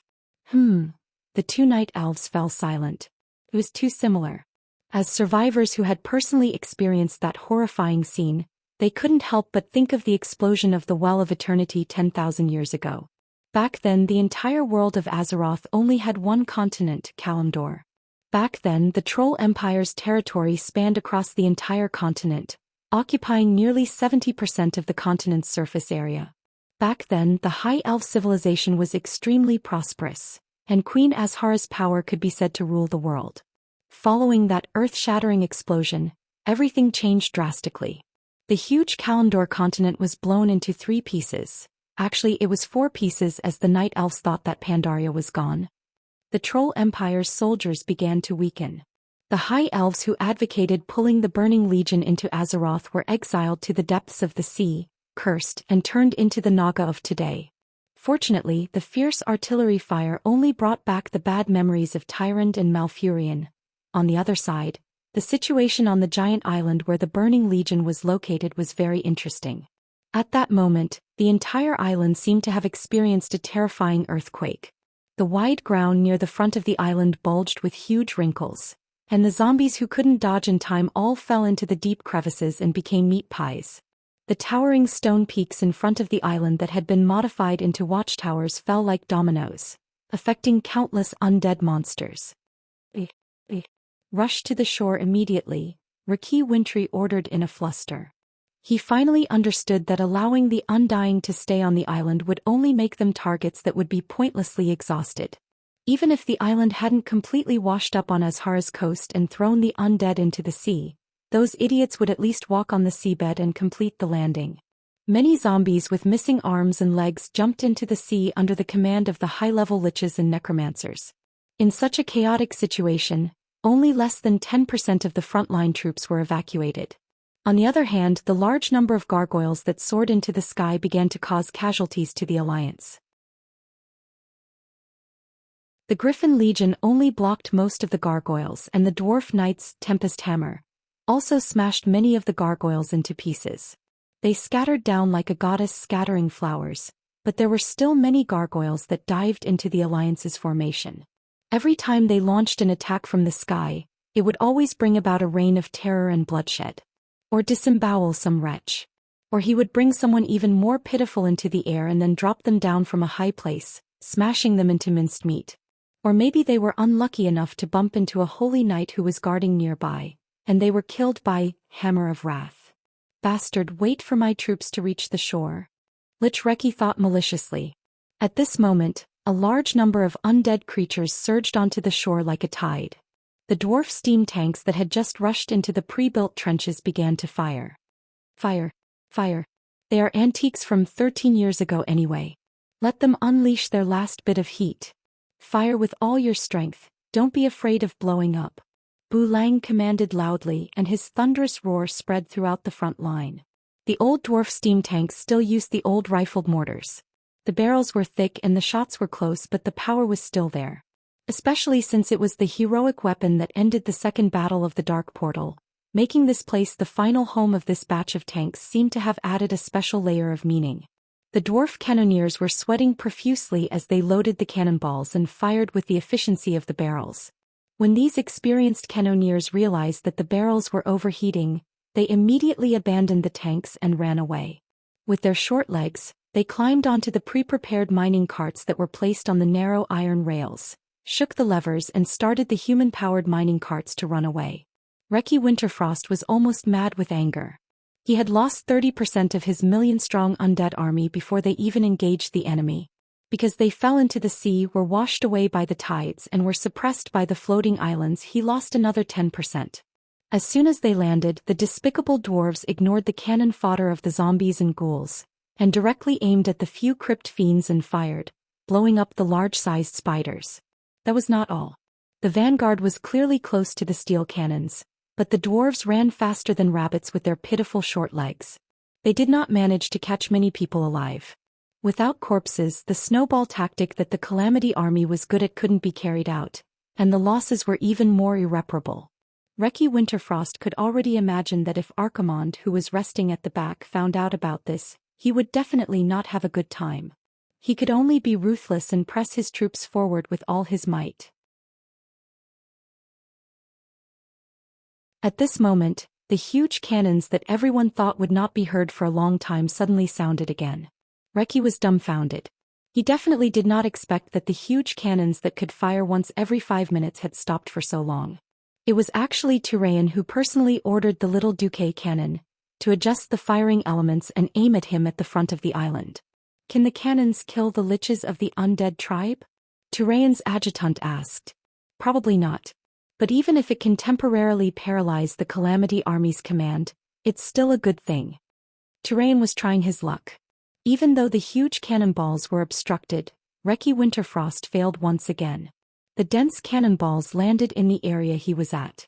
Even though he was a powerful Radiant Moon Lich, he was pushed into the rubble of a collapsed stone pillar with a muffled groan. His personal guards were in chaos. As the Death Knights were not afraid of physical attacks, they did not suffer much damage, but they still staggered from side to side. Many of the Death Knights were even blasted away, landing heavily dozens of meters away. Through the binoculars, he saw a figure surrounded by white frost elements once again stand up amidst the dust. Turayan gritted his teeth in hatred. If I use Thkalm to stab him. Turayan thought without malice. At this moment, a flash of light suddenly appeared behind Reki Winterfrost. Before anyone could react, a thin golden sword had already pierced through Reki Winterfrost's chest from behind.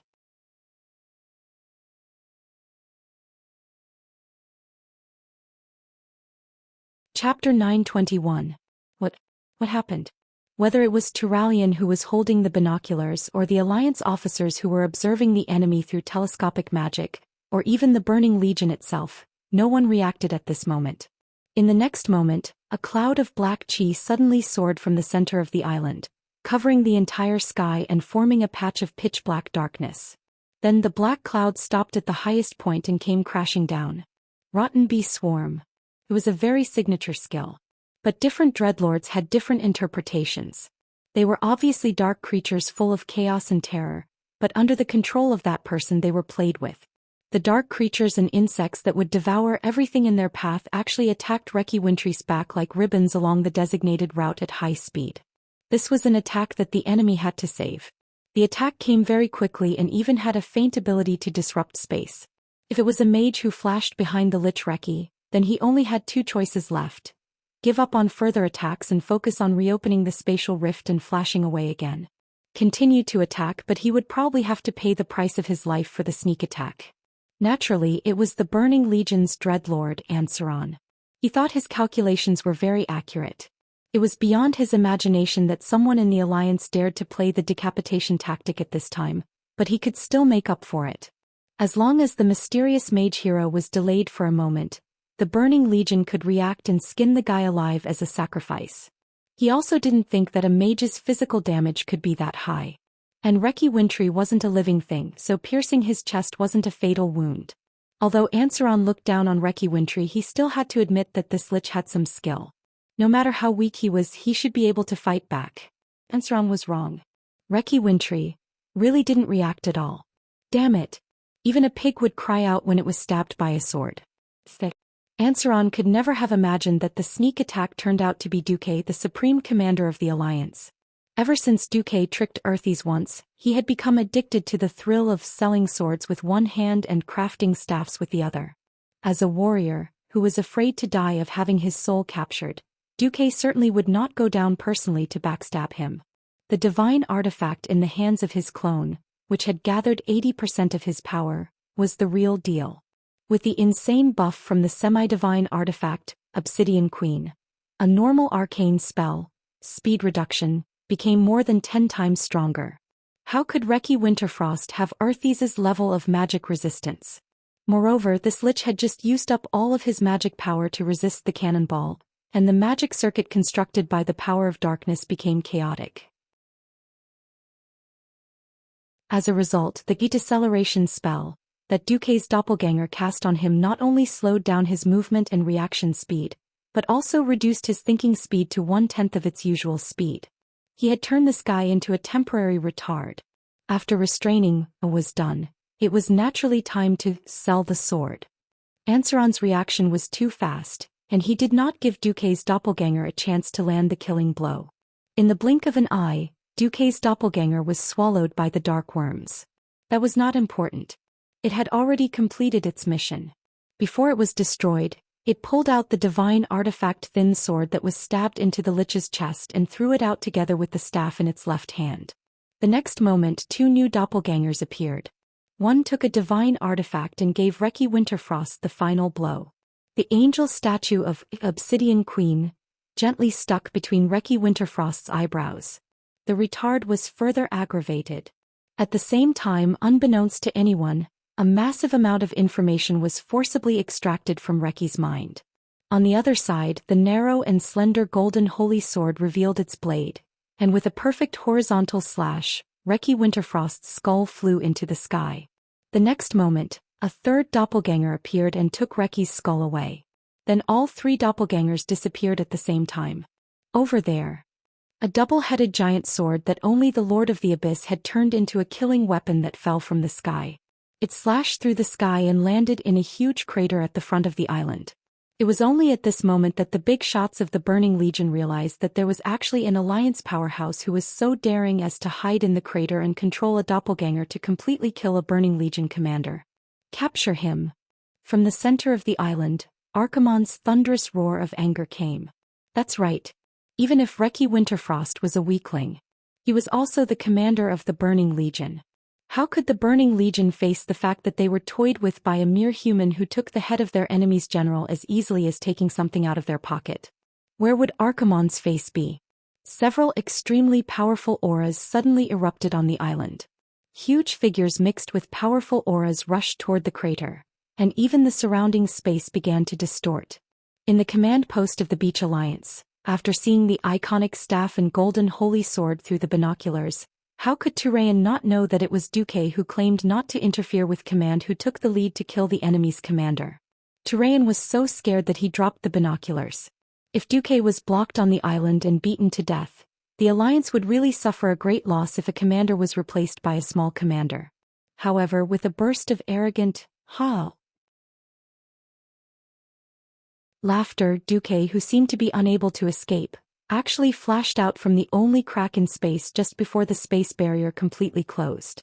Looking at that flash light that extended from the Devil's Island all the way to the beach, Turayan's heart that was hanging in the air finally relaxed.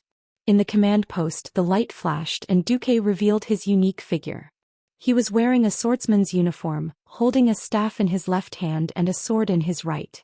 Seeing the #1 Archmage and Supreme Commander of the Alliance ignore his duties and steal the job of a thief, and even risk his life to infiltrate the enemy's rear, and he succeeded, Turayan could not help but feel angry.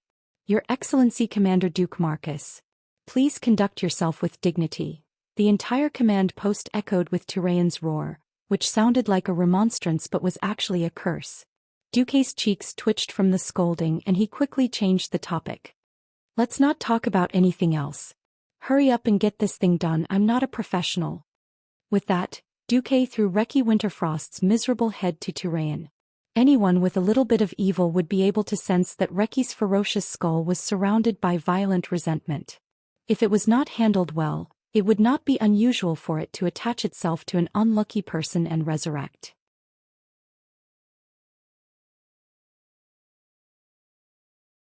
Chapter 922.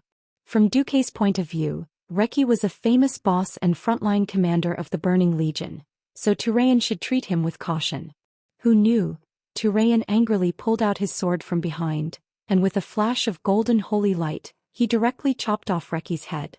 It was simple and violent, just like how some people on the beach like to play in summer with a baseball bat while blindfolded. He really didn't want to look at it. Turayan's anger had yet to subside. "Duke, I've always respected you even if you're younger than me. Your maturity and foresight have always been a role model for me to learn from. In the 10 years that you've been missing, I've studied every single one of your battles no less than 50 times. But, at this critical moment of the world's survival, how can you be so reckless?" Duke was scared stiff. Turayan immediately put Quelzarum back into the giant scabbard on his back and then he strode forward.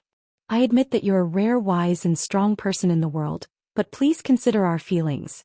If you're a guardian and this is something that can be solved by a guardian, we'll just stay behind and support you. But this isn't. This is a terrifying event that requires the cooperation of every force in the world of Azeroth to resist. In order to deal with the Archherons, each of us even have to endure the nausea and become allies with those green-skinned monsters who have been fighting with us for 15 years. Turayan was so agitated that the arteries and veins on both sides of his neck swelled, as if 2 detonators were stuffed into them. "I'm sorry. I didn't consider the overall situation." Duke realized that he was still slightly impulsive. Although under the system's calculations he was definitely in danger, but he did not consider the feelings of the others in the Alliance. Most of the paladins were extremely principled people. Since Duke had apologized, Turayan's anger came and went quickly, and his emotions calmed down. The Alliance will never lack brave people who charge into death and despair, but what the Alliance lacks is a wise person who can lead everyone to victory. Duke, in your personal domain none of us will ask. But when it comes to the future of the world, please consider it carefully. Got it. Duke could only sigh. Alright, after Duke was taught a righteous lesson like a grandson, the bastard Turalian actually had the nerve to stick close to Duke and openly pretend to be sneaky. He asked with a volume that could be heard by the entire command post. "Alright, for the sake of righteousness I have to remind you. But in private, can you tell me what you've gained from taking such a huge risk?" Duke's face was full of embarrassment. He finally understood. Turayan would have to remonstrate with him. The alliance without Duke and the alliance with Duke were not on the same level. For the sake of the future of the Alliance, Turalian, as the deputy commander of the Alliance, not just in name, had to warn Duque. In private, taking the head of the enemy's general amidst thousands of soldiers and horses was the ultimate dream of every martial artist. Moreover, that was an enemy of the Burning Legion. If anyone managed to do it in private, it would be enough for them to brag about it in the tavern for the rest of their lives. So on the surface, all the generals in the command post advised Duque to behave himself. But in the end, all of their eyes were full of envy, jealousy and hatred. "You're all dirty." Duque pretended to be angry and then ordered, "All right, in order to prevent the Alliance's warriors from making unnecessary sacrifices, start the retreat plan." For a moment, the entire command post was filled with a faint celebratory atmosphere. Why build a beachhead? Knowing the enemy's ultimate goal, why would they come to a place that was easy to attack and hard to defend instead of defending a dangerous place? Wasn't it just to test the Burning Legion's military strength and arrangements? On the other hand, if the goal was already achieved, why would they still use human lives to fill it up? That's right, in that instant, Duque had already read the information he wanted through the system elf in Reki Winterfrost's scattered consciousness after the attack. In the eyes of ordinary people, it would be a large amount of messy and useless information. However, Duque had the system elf. No matter how complicated and messy the information was, after being sorted out and summarized by the system, he could still deduce the number and composition of the Burning Legion's military strength. The Alliance troops on the beach began to retreat at high speed. The Burning Legion discovered something that drove them crazy. When they seemed to be able to catch those Alliance dwarves with their claws, it was as if a rope had pulled them. In the blink of an eye, they had already run to a distance that required magic to hit. When they were preparing their magic, those dwarves with short legs had already sat in smoking cars and ran to a place that could only be reached by long-range ordnance. When Anaron ordered the Air Force to chase after them, countless huge nets were shot out from the ground, covering all the gargoyles on the ground. When the Dreadlord pulled Ice Dragon over, everyone in the entire position had run away, leaving only landmines on the ground. That kind of resentment almost drove Anaron, the Dreadlord who was forced to command, mad. The Alliance's beach garrison along the long-planned retreat route ran quickly and without disorder. During the retreat there were all kinds of traps and cover for each other so that the losses of this group of troops could be said to be light. Duque did not retreat with the army. He followed the road that Azhara took to Grey Valley and entered the forest at high speed. He immediately noticed that Sylvanas was the first to come up to him. He almost thought that Queen Sylvanas was going to teach him a lesson like Tyraean, but the next scene made him speechless. Queen Sylvanas entered, a very nonsensical acting mode. She gently covered her abdomen. "Ah, my poor little Duke who is rumored to be a posthumous child, do you know? Your dad probably just lost his life because he went to the demons to show off, leaving us orphans and widows." Duque's facial muscles were almost out of control. Forget about pretending to be pitiful. What the hell was the legendary posthumous child? There were too many things to complain about, right? If Queen Sylvanas was not a cabbage that he had slept with, Duque would have wanted to kill her. Duque could only put his hands on his hips and said helplessly, "Well, if your man is a bureaucrat who only stays in the safety of the rear command post and gives orders to the frontline soldiers." Queen Sylvanas' face turned cold and immediately became cold. "Who is that guy? I don't know him." All right. Was this the right kind of dictatorship and personal heroism again? Duque said helplessly, "Well, I swear I won't do this next time." Queen Sylvanas leaned over and gave Duque a warm hug. Then she blinked her sly eyes and said solemnly, "No, what I want to say is next time you do this, please be sure to take me with you."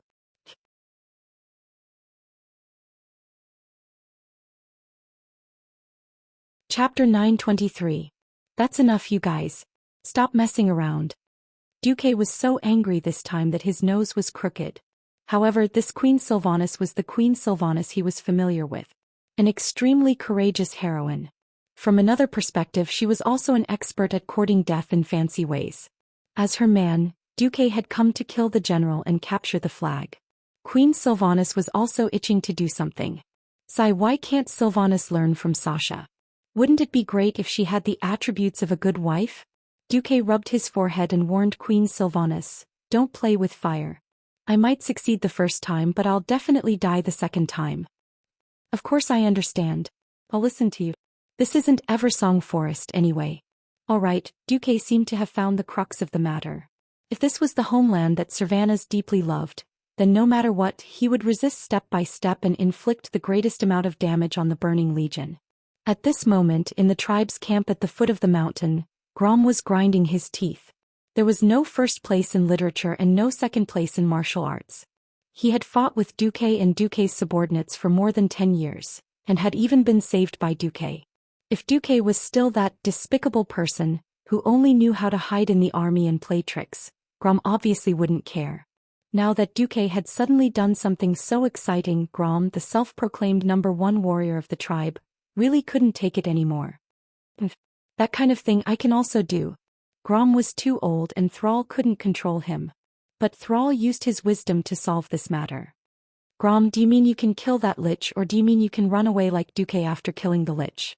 After thinking about it for a moment, the mighty hell scream deflated. If it were him, he would have nothing to fear against Reti Winterfrost one-on-one. If he had to charge through the army at the front and kill a high-level lich, he wouldn't even have a 30% chance. Don't even think about coming back after you go. For example, a strength-type hero like him would always advance without retreat. Once he went up, he would either return with a complete victory or he would not be able to return. There was no third option. Of course, the images that Duque sent them couldn't be the slightest. It was like showing an old 640 to 480 resolution TV to outsiders, while showing your own family members the legendary 8K ultra-high definition TV. The only thing the Horde and the Night Elves knew was that Duque had killed a Lich commander of the Burning Legion. In a sense, this was a form of protection for Duque, but it was also a form of flexing one's muscles. 2 hours later, Duque arrived at the tribal camp at the foot of the mountain. There was no welcoming or murderous hostility. Sal, Wajin and Grum just received Duque. "What is it?" asked Sal. "Nothing. I just have some information about the Burning Legion to share with you." With that said, Duque took out a bunch of figurines, or rather monster models. The models were sculpted with hand of magic under the control of the system. This was the Azeroth version of 3D printing. Sal's pupils constricted in an instant, and his eyes were firmly attracted by the monsters that Duque took out. For example, this dog-like monster was covered in scarlet scales, with black barbs on its back and 2 huge white horns that looked like bull horns growing out of the front part of its neck. The edge of its hideous mouth, which looked a bit like a bird's beak, was full of sharp, jagged teeth. But when Sal reached out and touched the monster, a one projection that floated in midair and slowly rotated clockwise suddenly appeared. When the projection first appeared, all the orcs present were shocked. Brock almost drew his axe and was about to chop the monster. "This is..." Sal's attention was attracted by the orc language scroll below the projection of the monster, and he subconsciously read it out. Devil Hound, special skill, mana burn. Mainly for spellcasters such as shamans. Sal immediately realized what Duque had done. This was Duque sharing information with the tribe in the simplest and most straightforward way. Perhaps it could be considered that Duque was pretending, but no one could deny that without Duque's information, the warriors of the tribe would have had to pay with their lives to test it out. For ease of reading, it was also translated into orc language, and the key skills of certain demons were marked with red circles. Most orcs were illiterate. Living in the wilderness for the first half of their lives, coupled with more than a decade of imprisonment, few orcs understood orc language. Fortunately, Sal still had some shamans who were captured when Nizul attacked Azeroth. Otherwise, he really wouldn't have enough people to explain to the warriors. Simple text explanations weren't that straightforward, but with the 3D projection, as long as the orcs weren't too stupid, they would be able to remember what kind of enemy to deal with. For Duque to do this, it was really considerate of him. Sal very straightforwardly bowed to Duque. "I thank you on behalf of the tribe. You are a true gentleman." Duque accepted Sal's bow calmly. "When it comes to dealing with the Burning Legion, our interests are the same. Moreover, I can't get the most accurate information. This is only the general situation. Please adapt to the situation on the battlefield." "We understand." As if remembering something, Sal asked again, "How long does the tribe need to last?" Duque cast a slightly melancholic gaze towards the top of the mountain. "It depends on the Night Elves. But when the tribe needs to retreat, the Alliance will cover you." Regarding this answer, Sal was both helpless and nervous. If they weren't forced into a corner, the tribe definitely wouldn't cooperate with the Alliance. No orc would feel comfortable thinking that their escape route was in the hands of the Alliance, their archenemy for more than a decade. Unfortunately, no one had a choice. The terrain of Mount Hyjal was very special. It was low in the west and high in the east, and the entire mountain path was S-shaped from west to east. Coupled with the super powerful array set up by the 3 dragon aspects, even the Arch-Herons had to obediently go up the mountain from the west foot. Who asked him to be summoned to Azeroth, and his strength was halved. There was no battle that day, but not many orcs could sleep for the whole night. At the foot of the mountain, countless dazzling meteors cut through the night sky, whistling as they smashed into the Grey Valley area in the south. The Burning Legion was famous for their 3 light maniacs: steal everything, kill everything, and burn everything. Otherwise, why would so many races in the universe hate the Burning Legion? They had thought that the Burning Legion would take a shortcut from Azeroth, cross the precipice and directly kill their way to the foot of Mount Hyjal. Otherwise, they would have to take a detour through Grey Valley and Fellwood Forest and obediently come from the front. Who would have thought that they guessed half right?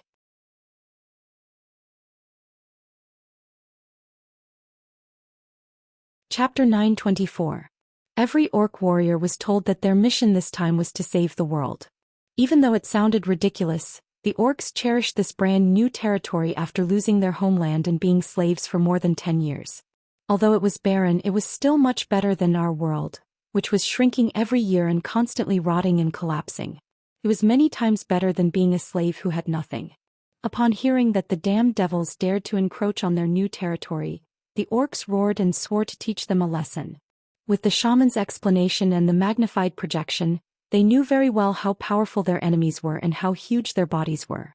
They had also imagined that there would be an endless sea of corpses in front of them, or an army of demons with war banners covering the sky. But no one had imagined that the enemies would appear in such a situation.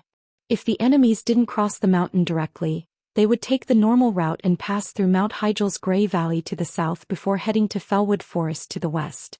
Then they would crash into the only entrance of Mount Hyjal and the fortified camp that the orcs built over the past few days. The Burning Legion, who should have been enraged by the death of their frontline commander, didn't speed up or slow down. Instead, they reached Grey Valley at a speed of 150 kilometers per day. Even though the undead army had paid the price of marching day and night and far exceeded the limits of an ordinary army, it was still within the budget of the three main factions. Then the Burning Legion ignored Fellwood Forest and arrived at the mountain pass of Mount Hyjal. They relied on a gigantic monster that could make most of the defensive lines in this world a joke. Even from Duque's perspective as a transmigrator, this was an exaggerated and ridiculous matter. Under the image transmission of the mage's eyes, Duque saw a boss that shouldn't be here. While the tribe at the foot of the mountain was shocked by the sudden explosion, Duque had already sketched the outline of the gigantic monster with the system's assistance. Duque finally knew what Archimonde was doing in the boundless ocean. The orcs at the foot of the mountain camp were shocked by the landslide 3 kilometers away. Sar could only blankly shout, "Everyone be on guard." At that time, Duque decisively used the backdoor that the night elves had left for him to activate the teleportation according to the coordinates he had set in the orc camp. In less than 10 seconds, Duque's figure appeared in the middle of the tribe's campsite. Of course, Sal noticed the light of the portal. Almost as soon as Duque's figure appeared, Sal rushed over with his guards. "Marcus, do you know what that thing is?" "I know. A burrowing worm.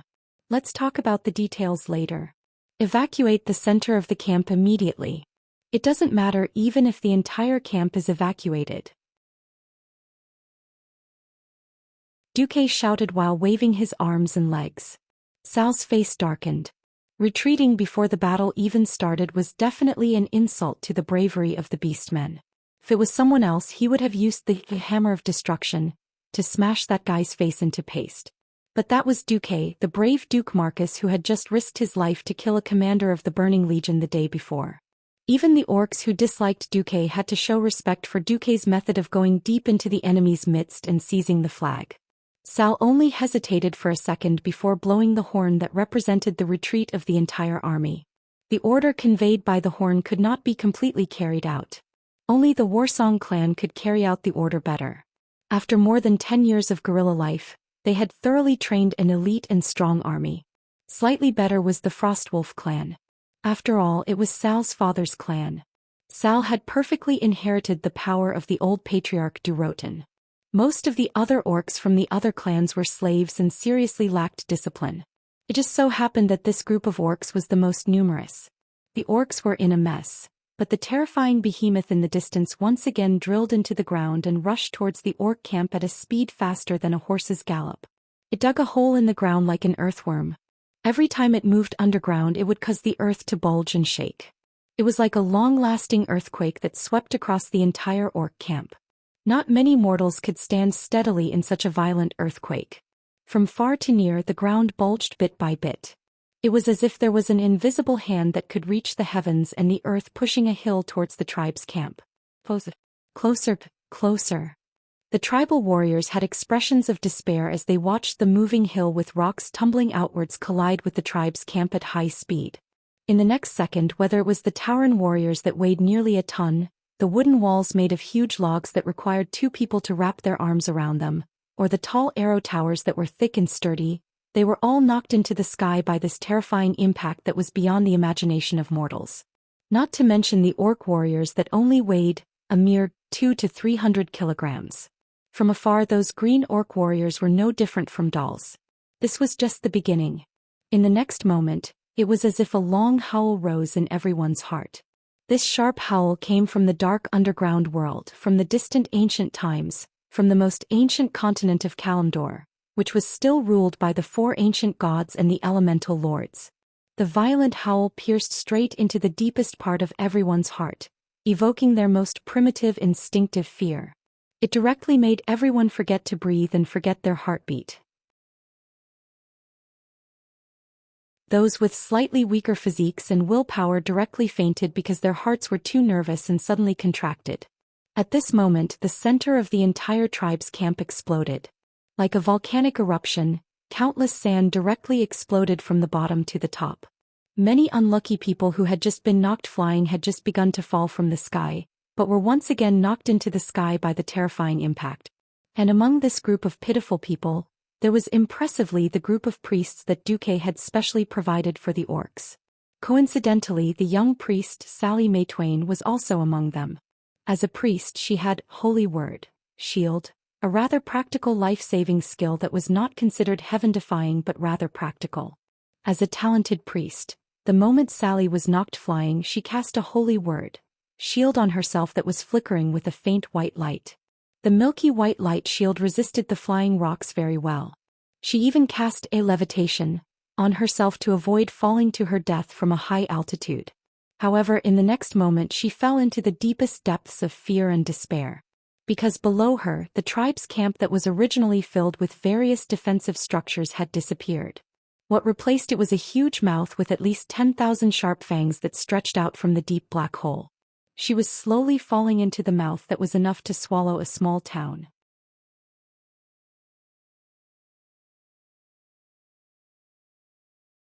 Chapter 925. Not everyone was as capable as Sally, who could cast a levitation spell on herself to slow her descent. If there were any professions in the world of Azeroth that could survive a fall from such a great height, the priests would definitely be one of them. Of course, the mages' slow fall spell, and the druids' instant bird transformation, were also godly life-saving skills. Unfortunately, this life-saving skill seemed to be more of a death torture. Many of the unfortunate orcs, due to their weight and bad luck, were not sent flying too high or too far. In the end, they fell down early. The huge scarlet mouth that seemed to have come from the underground abyss easily swallowed them along with the sand and soil, making crunching sounds of chewing. The horrifying sound of flesh being crushed and cut made Sally and the others sink into the deepest and darkest fear. She kept shouting in her heart, "You're dead." She kept shouting in her heart, "Holy light above, am I going to die? If I release the levitation spell, will it eat me like how it ate the orcs? Holy light. Will Reynold come to save me? Or will Reynold be eaten too? Forget it, Sally doesn't want Reynold to save her. Reynold, run. Run as far as you can." Sally, who was slowly descending from the sky, was scared out of her wits. She bit her lower lip hard and stared at the horrifying, wriggling mouth below her. At that moment she saw a scene that made her heart ache. She saw Reynold. Of course, the Alliance would not let a large group of priests come to the aid of the Horde. Instead, they sent a group of 800 swordsmen. Reynold volunteered to be a protector and joined the swordsmen. Reynold did not die in the first round of attack, but he was not much better off. When the huge worm rushed out of the ground, he was sent flying to the top of a 3-story Horde building. On the red umbrella-shaped roof that was commonly seen in Horde buildings, Reynold sat there like a fool. He did not do anything but watch as she slowly floated down and approached the opening and closing giant mouth of death step by step. "Reynold, save me." Sally was like a drowning person who found her last hope. She struggled to reach out her hand to Reynold. But it was too far. So close yet so far away. The huge mouth below Sally suddenly extended again, splitting into 4 parts. The bottom was bright red and the terrifying mouth was full of sharp teeth. It started to bite towards the sky.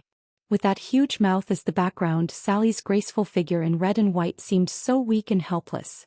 Beside Reynold was an elderly beastman warrior. He set an example for Reynold. He suddenly charged towards a young orc warrior who was descending from the sky. His powerful profession skills allowed him to do things that mortals could not.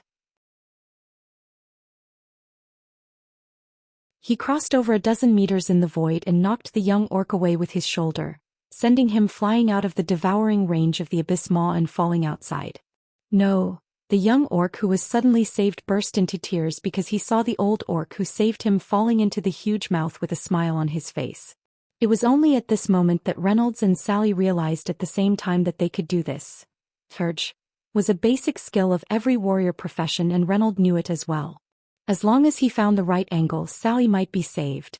There was not much time left for Reynolds. 3 seconds. At most he had 3 seconds left. Even if he used charge, the two of them would die together. Sally Whitemane was in a dilemma. She hoped that Reynolds would save her, but at the same time she did not want Reynolds to die for her. The melancholy of a young girl in puberty reached its peak at this moment. Unfortunately, some people were born with courage. Some people were born with wisdom. Some people were born with luck. However, Reynolds did not have any of these. He who was born into a family of generals, realized in this terrifying moment that he was actually a *king coward. Faced with his long-awaited childhood sweetheart, Sally, who was adopted by his father in a desperate situation, he was so weak that he did not even dare to make a move to save her.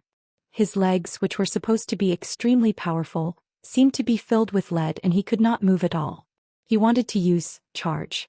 But he suddenly realized that his body was leaning back and his instincts were driving him away from that terrifying place. At this moment, time seemed to freeze. Sally understood the decision of her childhood friend. Her white hair fluttered as she fell, and she was surrounded by the horrifying giant mouth that was about to close. A pure and beautiful smile bloomed on Sally's face. She gave Reynolds her last blessing. Truth word, toughness. This blessing could temporarily increase the HP of the target. Reynolds, you have to live. The girl's sincere smile was like a whip that lashed at Reynolds' soul. No. Reynolds retreated futilely as he stretched out his powerless right hand. He could only watch as Sally was swallowed by the giant mouth. Yes, half a second later, Sally Whitemane would have become history. A miracle had happened. At the very last moment, 2 shining white magic palms suddenly appeared and grabbed Sally. Before the giant mouth closed, Sally was dragged out of the hopeless situation where she should have been dead. Not only her, but there were also dozens of priests who had used levitation and were screaming in fear. They were also dragged out. Yes, it was very miraculous. No one would have thought that the old orc who had used charge to save the young orc and more than 10 orcs would also be pulled out. Every survivor was filled with great surprise. They turned their necks and looked for the saint who had saved their lives and souls at the last moment. They found him. Standing on the top of a tall tower, the Alliance's commander, Duke Marcus, held a staff in his left hand and a sword in his right. Around him there were more magician hands, floating in the air, constantly saving the Horde soldiers and Alliance soldiers who had been affected. The young girl Sally's eyes couldn't help but be stunned. Duke didn't realize that he had just happened to save Sally Whitemane, one of the 4 horsemen of the apocalypse, who was incomparably famous in history. He was feeling a headache for the boss that had appeared in front of him. System notification. The probability of the newcomer being the commander-level boss Auro is 97.22%. What was Auro? Perhaps even many veteran players before Duke transmigrated didn't know about this guy. But as a former elite team leader and the one who had held the Atish Guardian's legendary staff, Duke had participated in this guy's exploration in the game. It was a nightmare that he didn't want to recall.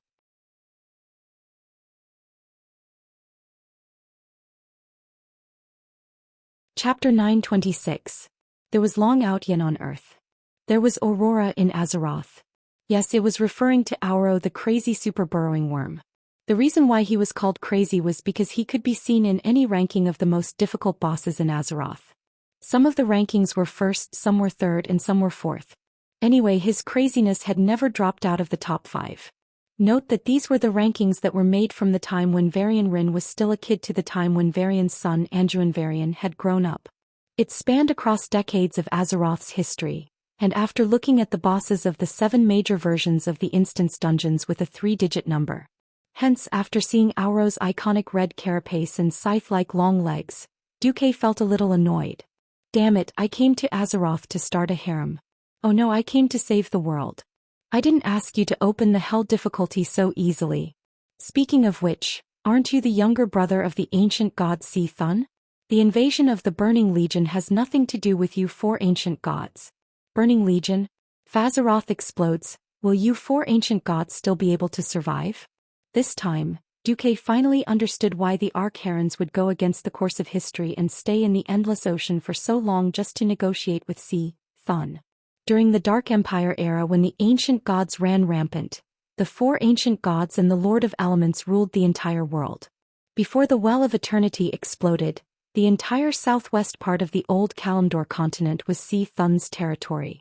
In ancient times, after the 4 ancient gods of Azeroth were sealed in a planet by the Titans, these 4 guys did not stay still. For example, N'Zoth would say "You're a lowly" to Nesario 10,000 times every day, hypnotizing the silly black dragon to become his fighter. Another example was that, according to the course of history, Thun would jump out about 10 years later. Karaj, who was in the south of Silithus, would jump out and seek death. Then he would be killed by 40 bandit-like heroes summoned by the Alliance and the Horde. Duke hated the disgusting insect that was Oro for running off to the wrong set. However, with the experience of Baron Geddon running out to scare people during the Battle of Blackrock Mountain, Duque was a little immune to this kind of scare. It was just that, after seeing the giant sandworm boss Auro in person, he felt that the proportions were too exaggerated. Oro's leg alone was at least 300 meters long. At first he felt that Oro's mouth was too big, but when compared to his massive body, which had a diameter of 50 to 60 meters, he felt that only such a big mouth could match his body size. Originally, when the Burning Legion fought Mount Hyjal, Duque felt that the Burning Legion was breaking the rules. Now that Auro had entered the fray, Duque felt as if his opponent was an official cheat. Damn it, how was he supposed to fight? On the other side, the tribe had been tricked. Naturally, there were people who were unhappy. Grom Hell roared and leapt high into the air, preparing to use Bloodhowl to deal a heavy blow to Oro. Then Lord Howl was amused. Oro was not just a simple giant sandworm. He had claws, and it seemed that Lord Howl's shocking roar and aura had finally alerted Oro. This giant worm with a crimson back popped out a claw that looked like a crab's claw. As one of Oro's 4 pairs of claws below his head, it was no different from a battering ram. The mighty Lord Howl was sent flying like a high fly ball in a home run. Whoosh! He flew out like a shooting star. The thick-skinned Lord Howl would definitely not die, but if his pride was damaged, Duque could not care less. Duque's face turned green. He immediately contacted the manager of Mount Hyjal through magic. Hey, Tyrant. You see the situation at the foot of the mountain? If the night elves have any tricks up their sleeves, use them. If you leave this worm alone, you'll be able to smell Archimonde's bad breath on Mount Hyjal before noon. But, we are accumulating our strength. Tyrant seemed to be in a difficult position in the magic mirror. Duque almost cursed out loud. There are no buts. I know how strong Archimonde's subordinates are. Without this damned worm, as long as Archimonde does not come, I can help the night elves hold on for at least 3 days. With the worm we can't even hold on for 3 hours. At this moment Malfurion's bearded face appeared in the magic mirror. Plans cannot keep up with changes. Besides, we have been preparing for 10,000 years. It's not like we only have one move. Duke Marcus, can you swear to defend the mountainside for at least 24 hours with your life? Duque gritted his teeth. If Archimonde does not fight personally, I can. All right, the night elves believe you. With that, Malfurion cut off the communication. The next second, in the orc camp at the foot of the mountain, countless grass began to grow crazily. They all grew into green arrowheads the size of a human's arm, repeatedly shouting in orc language, "Danger! Danger! Please retreat quickly." Not only them, but Duque also shouted in orc language with magic amplification. "Retreat quickly. The night elves are going to use their ultimate move." Thrall's face was as black as the bottom of a pot. He had painstakingly organized a 1,000-man team in the midst of the chaos. On one hand he needed someone to cover his retreat, and on the other hand he wanted to defend his honor by attacking this ridiculously huge worm. Unexpectedly, both Duque and the Night Elves announced that they were going to use their ultimate move at the same time. Woken also advised, retreat. They had no choice but to retreat. Even if the orcs had lost unjustly, a defeat was a defeat. Thrall gritted his teeth, but he could only give the order, retreat. Oro was still wreaking havoc. The huge orc camp was like a toy made of building blocks, easily smashed by his claws and twisting body. Countless broken pieces of wood and orc limbs flew into the sky and scattered in all directions. Just as Oro's rampage reached its peak, the earth suddenly shook. Thud, dong, from the initial blurry tremor to a clear tremor a second later, to a sharp tremor 2 seconds later. No matter how large Oro's body was, even if he did not pay attention to his surroundings, he would still realize that something was wrong. The world tree Nordrassil itself was a symbol of life, and as the world tree that repaired the wounds of the world, it was even more blessed. Mount Hyjal had always been a place where plants flourished and life flourished endlessly. But at this moment the surrounding greenery became even more exaggerated. The thick green was like the thickest haze swirling around Oro's massive body. Bang!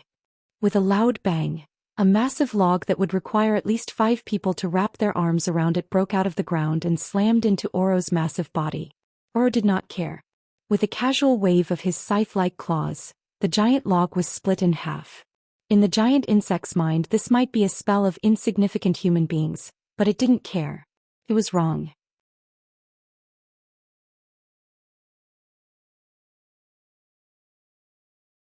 Chapter 927. In the blink of an eye, 12 thicker and larger logs burst out of the ground, stabbing at Oro's twisting body. This time Oro seemed to be a little annoyed. He suddenly spun his body, turning himself and the claws on his body into a brief whirlwind. With a 360-degree slash without any blind spots, his scythe-like claws chopped the 12 logs into pieces, sending them crashing to the ground. But this was not the end. Without giving Oro the time to catch his breath, the third wave of 36 logs and the fourth wave of 108 logs arrived almost at the same time. Oro twisted his huge insect body once more, turning himself into an insectoid version of a storm of blades, easily slicing apart the giant trees that had grown out of nowhere. At this time his rationality had already begun to warn him. More logs appeared.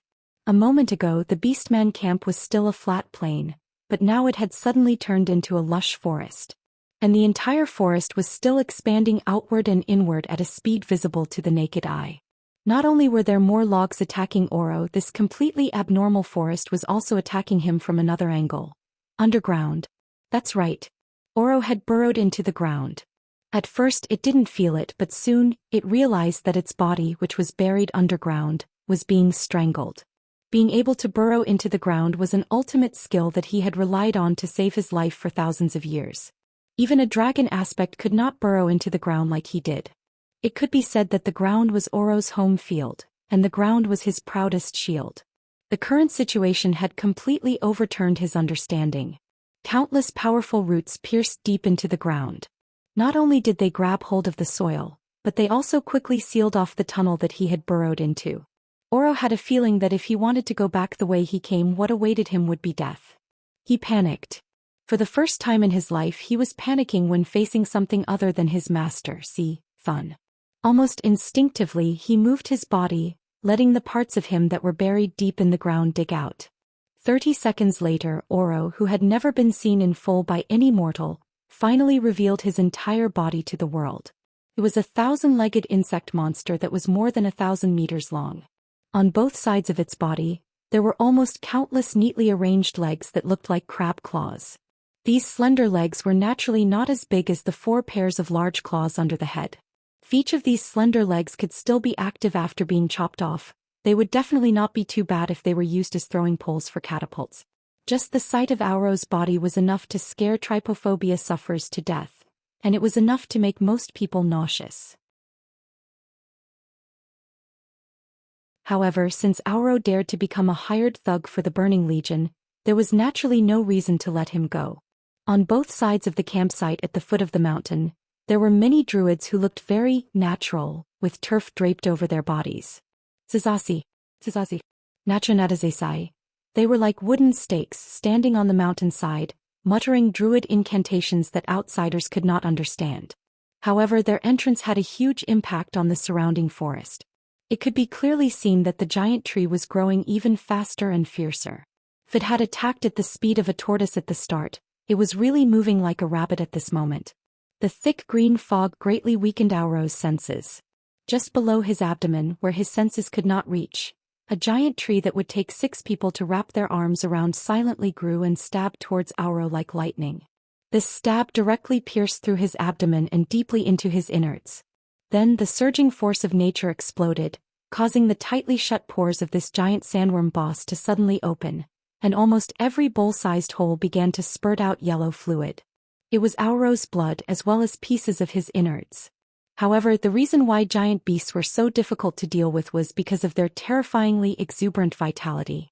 If a giant tree that would take 6 people to wrap their arms around pierced through its abdomen, even a giant dragon would die.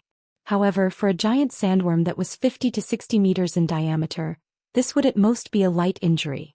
The biological structure of an arthropod was completely different from that of a mammal. Just as more druids were preparing to do the same and stab Auro to death by stimulating the tree's rapid growth, this supergiant sandworm suddenly flipped on the ground. The sand and dust on the ground sped up and shot towards the druids on both sides of the mountain like cannonballs. Duque gasped. Sandstorm explosion? Duque was all too familiar with this move.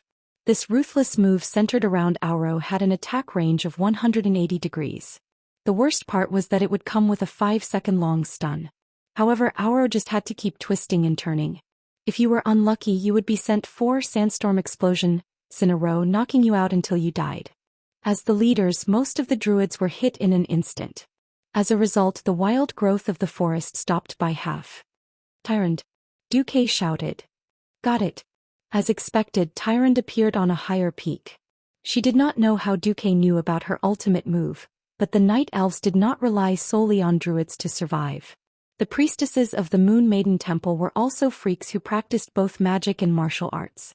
Dozens of priestesses dressed in beautiful moon-white robes appeared beside Tyrant, who was riding a white tiger. They raised their arms and used their unique magnetic voices to cast spells and praise the moon goddess, Ilun, whom they worshipped the most. The sky suddenly turned dark. From dawn, it suddenly turned into night. However, this kind of night was not evil darkness, but a quiet and serene night. The night sky was cloudless for thousands of miles. While Auro was distracted by the forest, a star deviated from its path. A rainbow-colored meteor streaked across the sky and crashed down. Without giving Auro any time to react, the meteor sped up again and again until it became a streak of light and crashed into Auro's head. At the last moment, Auro still instinctively tilted his head. The rainbow-colored meteor shattered one of his pincers, then pierced through the left side of his thick neck and came out from the back of his neck. Arg! Auro let out a heart-wrenching scream. Everyone could see the ghastly hole in his body. The shattered bones, internal organs, and blood all sprayed out with a bang, as if a torrential rain of blood had fallen from the sky. In that instant, everyone stopped what they were doing. Be it the retreating beastmen and humans, or the night elves who were observing from the 2 sides of the mountain. Everything quietened down again. Everyone looked expectantly at the huge monster that had been pierced by the meteor.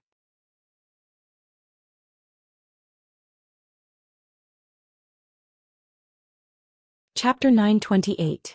Die. Die. Quickly die. The 3 major factions that had once been at odds with each other now shared the same sentiment, which was to hope that the big bug that had turned the base camp upside down would die quickly. Auro's appearance had rendered many people's plans useless. Duque had miscalculated the ancient gods.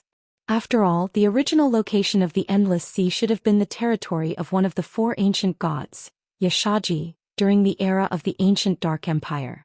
After the Well of Eternity blew up the ancient Kalimdor continent, the High Elves who had once served the Burning Legion occupied the deep sea on the surface. In reality, the area surrounded by the whirlpool in the middle of the Endless Sea was not just seawater. There were also sporadic islands. Obviously, there were the followers of the 4 ancient gods left there.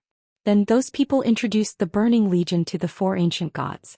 Auro's appearance had caused the tribe's backup plan to fail. Taking one step forward and calculating 3 steps ahead was a necessary trait of a leader. Thrall letting the tribe join the temporary alliance was for the sake of the world. But on the other hand, this was also a great opportunity for the tribe to show off their muscles to the Night Elves. Everyone knew that if they killed a demigod, the Night Elves would definitely remember this grudge in their little black book. If the crisis of the world's destruction was resolved, then the territorial disputes around Grey Valley and the Barren Lands could be foreseen.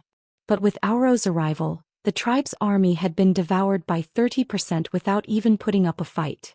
How could Thrall not be angry? The Night Elves did not have it easy either.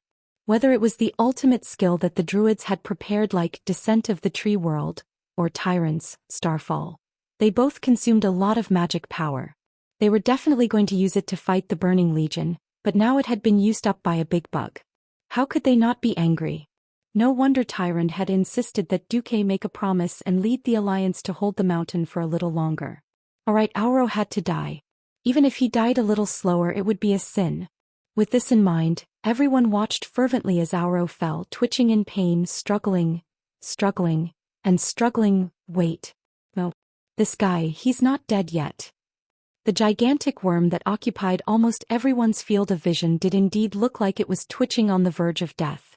Everyone tacitly did not surround it. Everyone knew that the struggle of a cornered beast was the most terrifying, and the dying prey was the prey that resisted the most fiercely. Soon everyone realized that something was wrong.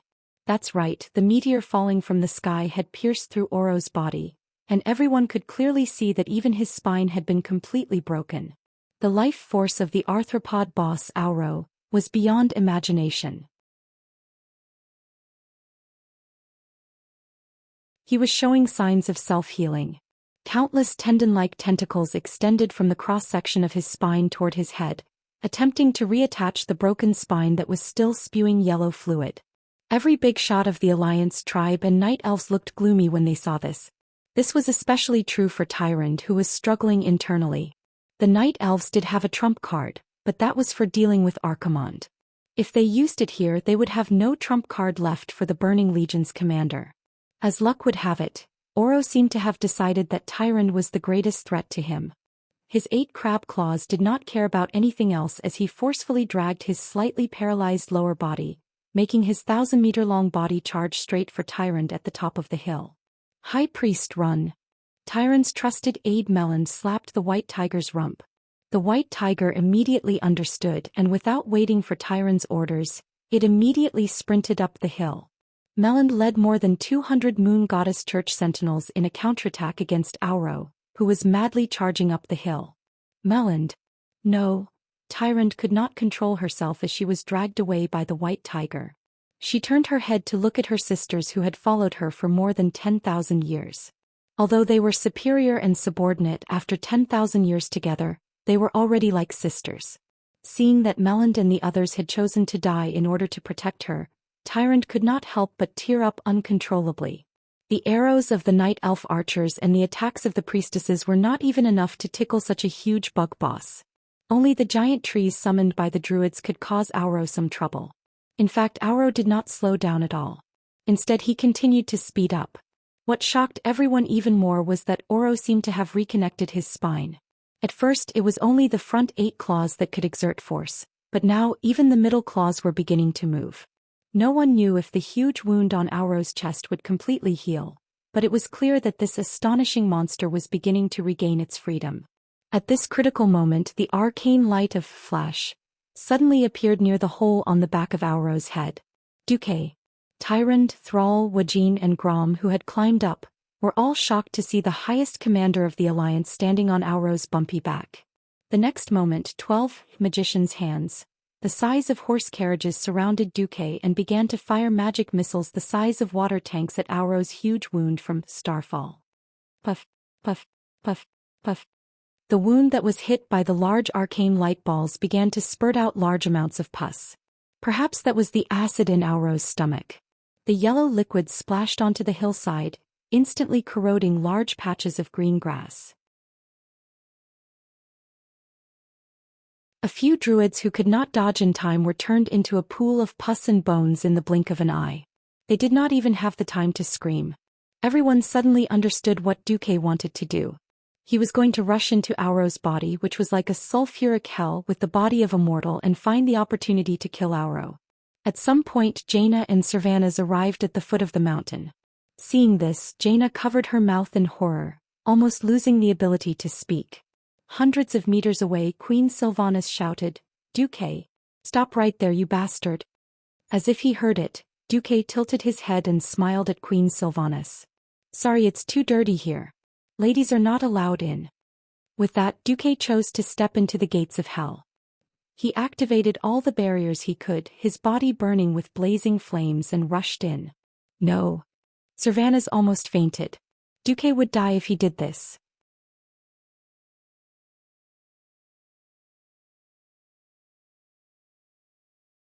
Chapter 929.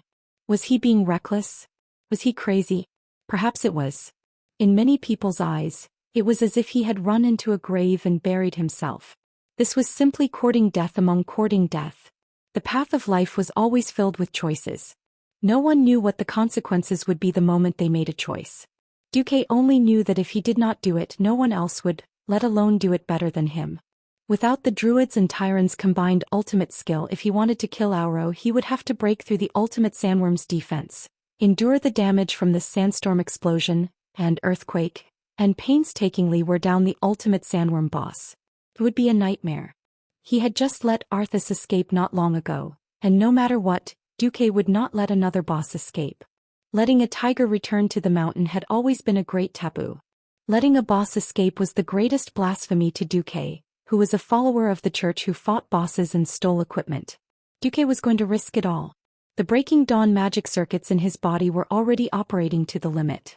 Before charging into Auro's huge body with his staff in his left hand and his sword in his right, Duque filled every inch of his body with magical elements. Even he himself knew that he was likely to die. How long had it been since he had to resurrect his corpse? It had been so long that Duque had almost forgotten that he still believed in the Church of Brother Spring. But then again, could he still resurrect? He suddenly smiled bitterly.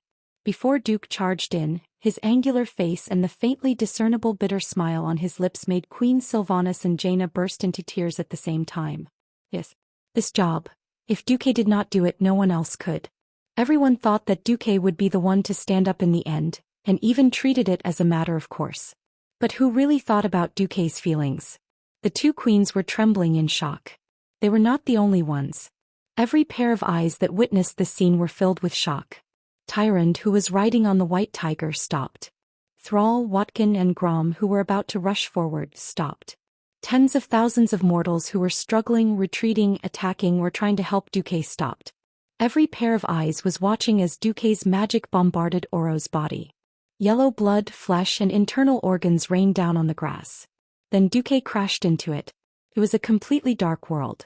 After starfall, the sky returned to daylight, and not a single ray of light could penetrate the murky pus and flesh to shine into Auro's body. Duque was completely following the System Elf's instructions as he pushed forward through Auro's body, which was larger than most factories. The violent rain of arcane cannons blew up the muscles and organs in the way. The blazing flames scorched like the sun, destroying everything in its path. Every time he took a step, the tip of his toes would extend forward in front of him, preventing Duque's feet from sinking too deeply into the stomach acid and muscle tissue. The outer layer was filled with violent arcane spells, the middle layer was filled with flames, and the inner layer was filled with ice. The perfect control of a Breaking Dawn mage made the impossible possible. Duque was like the most incisive worker in the world, digging a path of victory that belonged only to him in the body of a giant sandworm called Auro. The pain stimulated Auro. No matter how slow he was, he knew that an uninvited guest had barged into his body, enough to kill him. If Duque had entered through his mouth full of sharp teeth, he had a million ways to kill Duque. However, Duque had bypassed his mouth and entered through the back of the oral cavity outside of the esophagus. He was at his wit's end and could only twist his body in an attempt to prevent Duque from gaining a foothold. A giant sandworm over 1,000 meters in length could easily rise and fall more than 200 meters when it kept twisting and turning. For a mere human, it was 1,000 times, 10,000 times more violent than riding a roller coaster. There was almost no air inside, and Duque relied entirely on his wind and lightning powers to condense a ball of air to ensure that he could breathe. Under such violent tosses and falls, Duque had no choice but to expend even more mana, using Magus Hand and other spells to stabilize his body and continue moving forward. Oro's final struggle destroyed almost everything around him. The orc buildings he passed, the trees on the mountain, the grass. Even the rather sturdy rocks of Mount Hyjal were crushed into powder by Oro's frenzied struggle. Will Duque succeed? Jaina was extremely nervous, her right hand subconsciously gripping Savannah's left hand. Queen Sylvana's slender fingers and Jaina's as soft as spring onions clasped together, and they could feel the nervousness in each other's hearts. I don't know. Queen Sylvanas wanted to answer, but when the words came to her mouth they became, he will definitely succeed. Because he is Duke Marcus. The greatest hero in the world. Because he is Duke Marcus. This sentence seemed to have become some kind of totem symbol, a faith filled with mysterious power. Jaina's heart, which was so nervous that it almost jumped out of her chest, seemed to have magically begun to calm down because of this sentence. Regardless of race, everyone was looking forward to it, waiting for the final result. According to the System Elf's calculations, it was only 100 meters from Oro's wound to Oro's heart. But it was this 100 meters that made Duque feel as if he had walked a 25,000-mile-long march. Under Oro's frenzied twisting, even if Duque kept using the long icicles to stabilize his body, he still could not avoid being left behind. Moreover, the internal structure of Oro's body was completely different from what he had imagined. His stomach, which was filled with acid, was simply too big, and Duque had to choose to take a detour, passing through the stomach and the outer layer of the abdominal cavity. What was more terrifying was that Duque would occasionally encounter attacks from tissues similar to the human white blood cells that fought against external invasions. This consumed even more of Duque's mana. But, nearer. Even if he took 5 steps forward and took 3 steps back, even if he took 10 steps forward and took 9 steps back, even if his progress was as slow as a snail, Duque was still nearing his target. Even without the System Elf's guidance, Duque could hear the intense heartbeat coming from Oro's internal organs and muscles. Die. Monster. Duque roared, gathering all the mana in his magic circuit, and through the layers of internal organs he shot a gigantic, frostfire arrow at the target.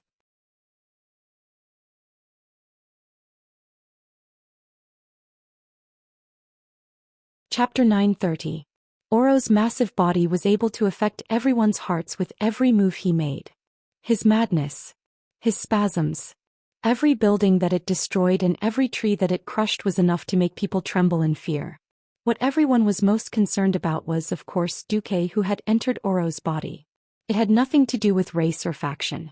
It was purely about Duque's success and the future of the entire world.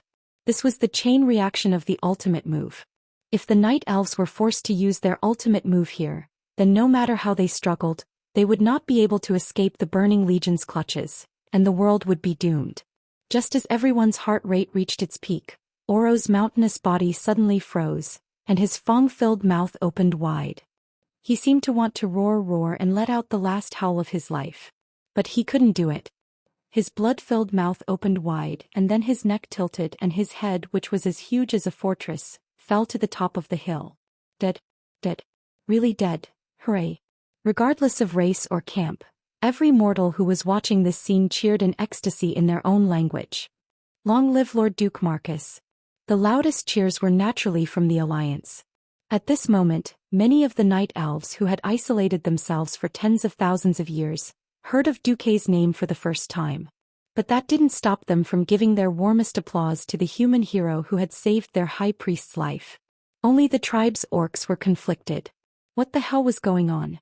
13 years ago, it was Duque who led the Alliance to single-handedly destroy the tribe's dream of conquering the world of Azeroth.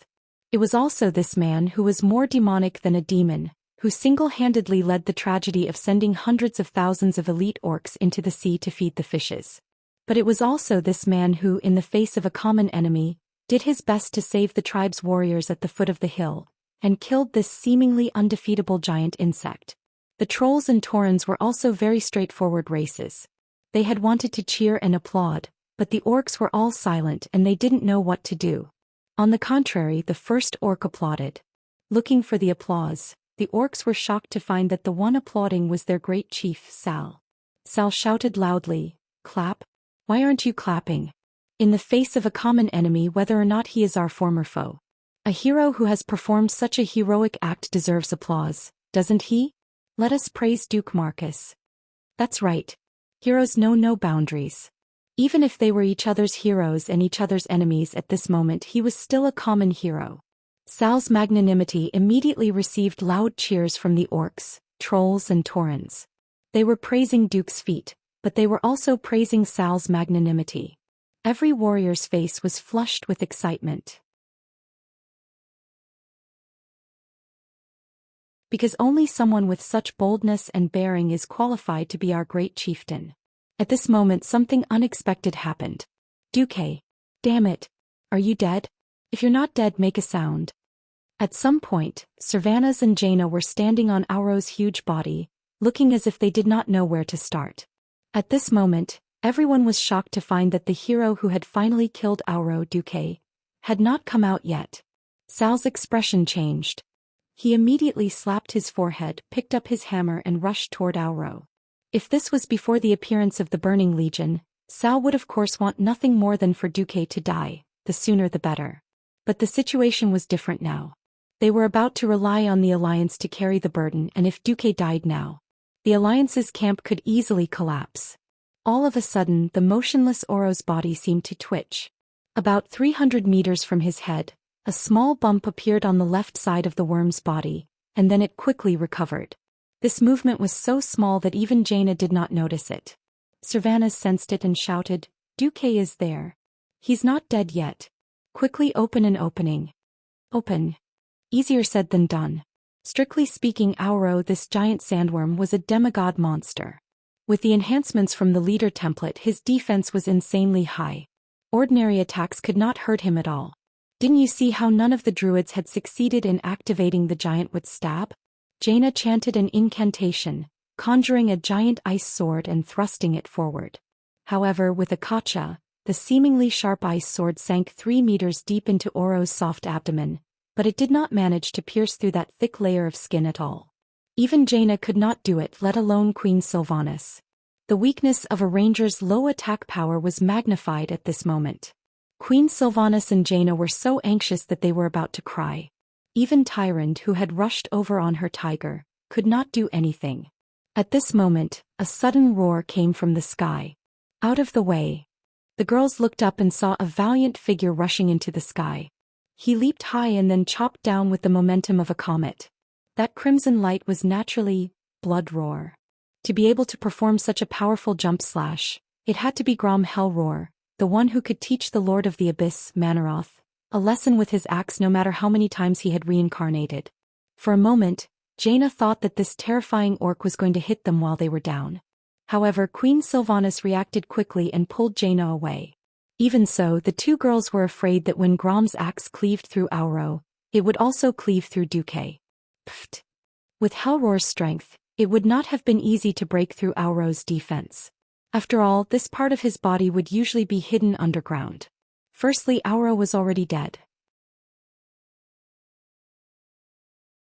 Secondly, he was basically lying down and waiting to be slaughtered, so the power of Grom's axe was naturally raised to the limit. The axe actually made a cut that was even more exquisite than a scalpel's.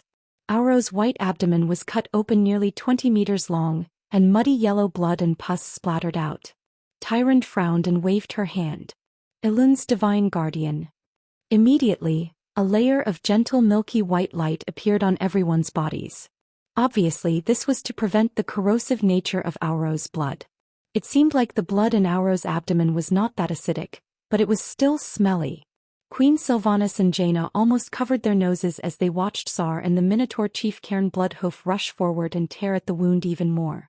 After the toughest outer layer was torn open, the rest was simple. Grom rushed forward and hacked at Duque's ice barrier, in 3 to 5 strikes.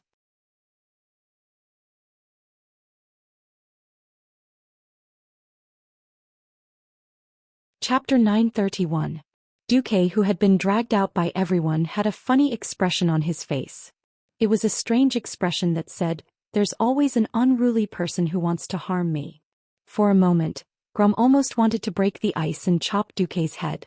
Fortunately, activating the ice barrier did not mean that Duque lost his perception of the outside world. On the contrary, Duque's senses were even sharper. Opening the fridge in advance was just a precaution. If Hellscream was so weak that his hand trembled and killed Duque, Duque would definitely think of a way to send the supposedly dead Grom back to hell to play in the mud after reviving. However, Duque had gone all out this time. The magic circuit was empty. If his magic circuit was usually a huge reservoir, then it was now a small pond where the bottom could be seen. Although the Breaking Dawn magic circuit could continuously generate magic power for Duque, he had used too much just now. Even if the internal organs of a demigod monster were as strong as demigods, it was really difficult to break through. After Duque deactivated the ice barrier, his legs suddenly turned to jelly and he fell forward. It didn't matter if he fell, but he still had his 2 confidants by his side. Even if Gianna was unwilling, at least my baby Sylvanas was here. That was what Duque thought. Yes, the plan worked. So Duque fell with relief. In fact, Queen Sylvanas had indeed stretched out her hand at lightning speed to help Duque. However, the stench coming from Duque's body easily repelled Queen Sylvanas. She retracted her hand as if she had been electrocuted. In less than a second, Duque was about to fall miserably into the mud. At that moment, the tribe's elder was dumbfounded. They were not even professional at saving people, let alone something as weak as helping someone up. Not to mention, weren't those 2 women extremely nervous just now? No one realized that most beautiful women were actually misophobic. The more beautiful a girl was, the more they paid attention to their appearance. Were there sloppy beauties in this world? Yes. It must be a magical existence that looked like a beautiful woman, a beautiful tomboy. And so, without a care for anyone, Duque fell straight and miserably into the abyss of mud. Until the moment before he fell, Duque still raised his head and showed a sad expression to the 2 queens. Fortunately, in the end, Queen Sylvie put on an expression that said, "Since you've already ruined me, I might as well let you ruin me once and for all," while she reached out to hold Duque's right arm. His left arm was in Proudmoore's hand. At this moment, even a fool would know that the 2 queens had a close relationship with Duque. Jaina immediately summoned a water elemental and swallowed Duque's large body into it. Only his head was left outside so that she could clean Duque's body. Under Jaina's superb control, Duque felt like he was soaking in a hot spring jacuzzi. After being treated like an emperor, Duque finally felt comfortable. He suppressed the urge to divorce Queen Sylvie. Duque sighed. "Grom, it's your turn to save my life. Or even now." Lord Howell's mouth twitched. "That counts." "That doesn't count." Duque bared his teeth. "Fine, I'll count it as half a life." Grom didn't say anything else in the end. His silence indicated his agreement. Duque turned to Thrall. "Please order a speedy retreat. Even the seriously injured must be treated immediately and moved to the camp halfway up the mountain for treatment." "So soon?" Thrall was stunned. Thrall's original plan was for the tribe to immediately reorganize the defense line. They would stand up where they fell. Retreating without a fight was not the tribe's style. Duque looked at the mountains to the south. "I'm afraid that the cave that the giant sandworm called Oro came out of will be used." "Used? Then could he make use of it?" Thrall frowned slightly, then proposed this idea, as well as his wish for the orcs in good condition to join the defense line on the mountainside. He also expressed his determination to obey orders. It was obvious that Duque's repeated acts of generosity had influenced the entire tribe.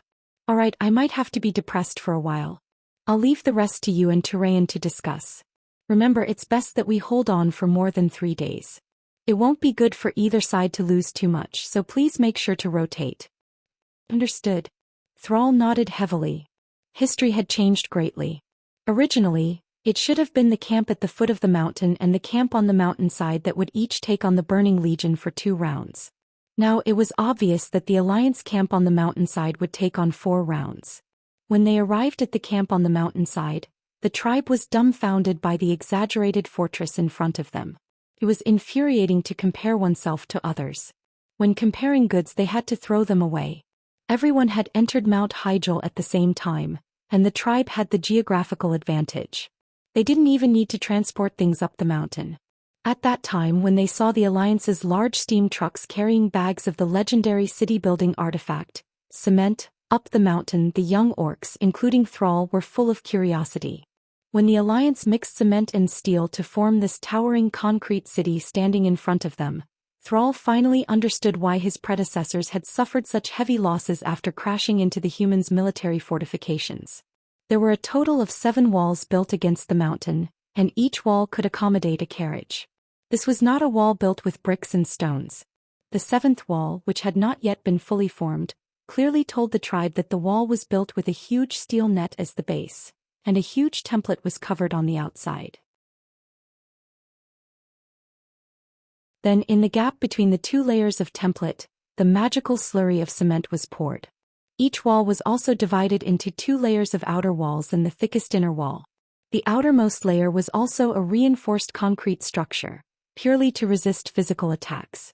The middle layer could not be seen. But this could ensure that the damage and collapse of the outer wall would not affect the structure of the inner wall, which in turn would affect its load-bearing capacity.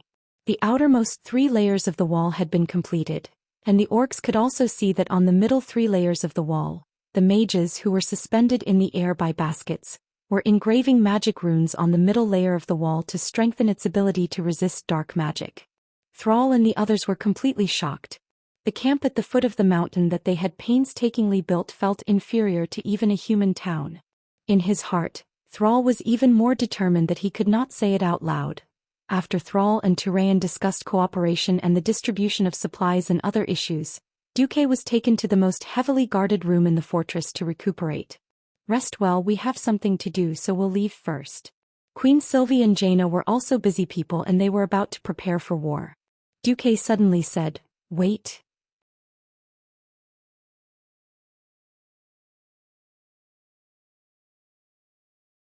Chapter 932. What's wrong? The 2 queens were stunned at the same time. This time, because they were worried that Duque would be injured, the 2 queens put in a lot of effort. Jaina brought Aegwynn out to check on Duque's injuries, and Queen Ciri directly let Riadaline come to Duque's side as a guard. Plus, Vanessa, who had been guarding Duque, was quite skilled, so it could be said to be foolproof. They didn't know why Duque suddenly stopped them. Duque smiled mysteriously. Beating down a strong enemy, wouldn't it be too much of a killjoy if there weren't even spoils of war? With that, Duque raised his hand, and a lot of equipment that had obviously been preliminarily cleaned fell out of his spatial bag. Duque clapped his hands. "Come, call Ronan and Lilith too." After a while, everyone was present. Everyone was a knowledgeable person. No one would have thought that Dooku would be able to get so many good things after killing that super big insect. Sensing the mysterious magic power that was emanating from the equipment, everyone knew that this was ancient magic equipment that far surpassed the modern world. It was likely that it even dated back to the ancient Darkness Empire. Most women were misophobic, especially women of status like Jaina and Servanas, who couldn't possibly use these strange-looking large pieces of equipment. But others could use them. This time, everyone came all the way to Kalimdor to support us. Although it's for the greater good, everyone is risking their lives to fight. On one hand, it's to reward everyone, and on the other hand, it's to increase everyone's combat power. So if you get the equipment, please don't refuse. After some introductory remarks, Duque fought the tycoons and divided the land. Oh, he killed the boss and divided the equipment. Riadaline, this insect scale blocker is yours. The Blood Elf Knight stepped forward respectfully and took the green shield that seemed to be made of several beetle shells connected together, looking very much like a comma. At first she thought it was strange, but when she successfully connected her magic circuit to the shield, a look of pleasant surprise appeared on her face. "Thank you, Lord Commander." Riadaline immediately bowed as far as her armor could bend. Although Holy Knights practiced Holy Light was also a type of magic power. They also needed to practice the Holy Light circuit, which was similar to the magic circuit. Due to the special characteristics of the class, the Holy Knight's Holy Light regeneration was actually lower than that of the priest and mage. This shield was commonly known as the Milk Shield. It was a shield that increased intelligence and spirit for paladins. Among the paladins there were Mograine, Sidan, Turalian, and others who were strong enough to tank at the front lines. For a balanced paladin like Riataline, Duque could only sneak her into the healer team. Sigh, the adorable Riataline still doesn't know. She's still rejoicing over the fact that this shield has armor that far surpasses her previous shield of excellent quality. Was he still helping Duque count his money after being sold? Lilith, this pair of leather, digger's boots, is for you. Lilith tilted her head and faintly thanked him. She didn't hide anything and directly tried them on. She was surprised to find that they actually fit. The magical feeling of being connected by blood made this expressionless man reveal an expression of pleasant surprise. Ronan, this digger's wrist guard, is for you. Ronan respectfully took it and put it on, feeling even more grateful in his heart. In this day and age, epic equipment was not easy to find. Although Teacher Duque made him work hard, he would always give him a share when it was time to reward him. Ronan bowed deeply. Thank you, teacher. Duque casually handed over a bug, which shocked Ronan. Ronan took a closer look and realized that it was actually a gun with the shape of a strange bug. From afar it looked like a crab pincer. Give this to Sir Lang Bronzebeard for me. I remember that he needs a good gun. Understood, teacher. Finally, Duque glanced at the two queens and sighed.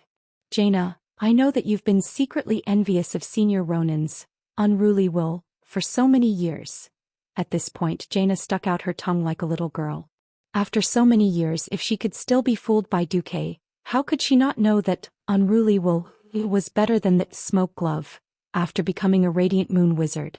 It was impossible to say that she didn't secretly complain. Of course, she couldn't help but curse Duque in secret. Duque handed over an exquisitely made box with golden edges and a dark yellow background. It was only half the size of a palm. It was a magic accessory. I've already appraised this. It's called sandworm poison. Don't worry, it's just a name. It's harmless. Its usage is similar to Ronan's. It's just a little lacking. Teacher Duque acted like a teacher, his face full of look. I actually love you too, expression. Jaina was displeased. Teacher Duque, if you really love me so much, you should give me a better one. Duque's face fell. Damn it, you must have skipped countless versions to get rid of Deathwing and loot his corpse. If you send a few more bosses that should only appear 10 or 20 years later, how many of my old bones will be left? Duque immediately turned hostile. If you want it, then take it. If not, then forget it. I want it. Why not? Jaina moved like lightning, snatching the sandworm poison and holding it in her hands as if she was afraid that it would melt. Finally, there was only Queen Sylvanas left. The arrogant Sylvanas stood with her hands on her hips in an S shape, a faint smile on her lips as she looked at Duque. She was clearly saying that he didn't have anything good to give her, just wait and see. Duque's eyes widened.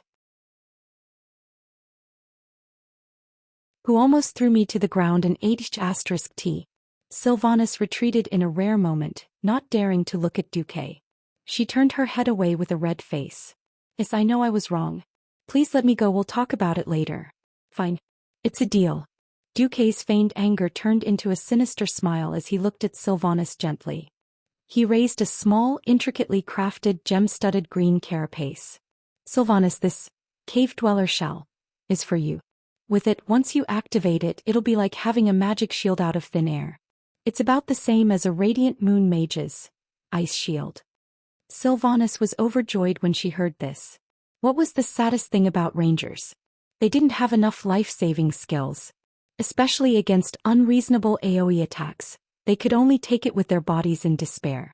Now that she had the cave dweller shell, it was tantamount to having half a life. In her joy, Sylvanas actually did something that shocked everyone around her. In her passion, she actually rushed over to hold the weak Duque's face and kissed him deeply.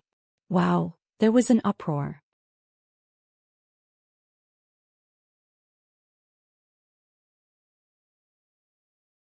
Chapter 933. Legend had it that Duque had a special liking for the High Elves. 13 years ago he had taken the eldest and third sisters of the Windrunner sisters in one go, which was considered a legend in the Alliance. There were also rumors that his relationship with Queen Sylvanas wasn't shallow.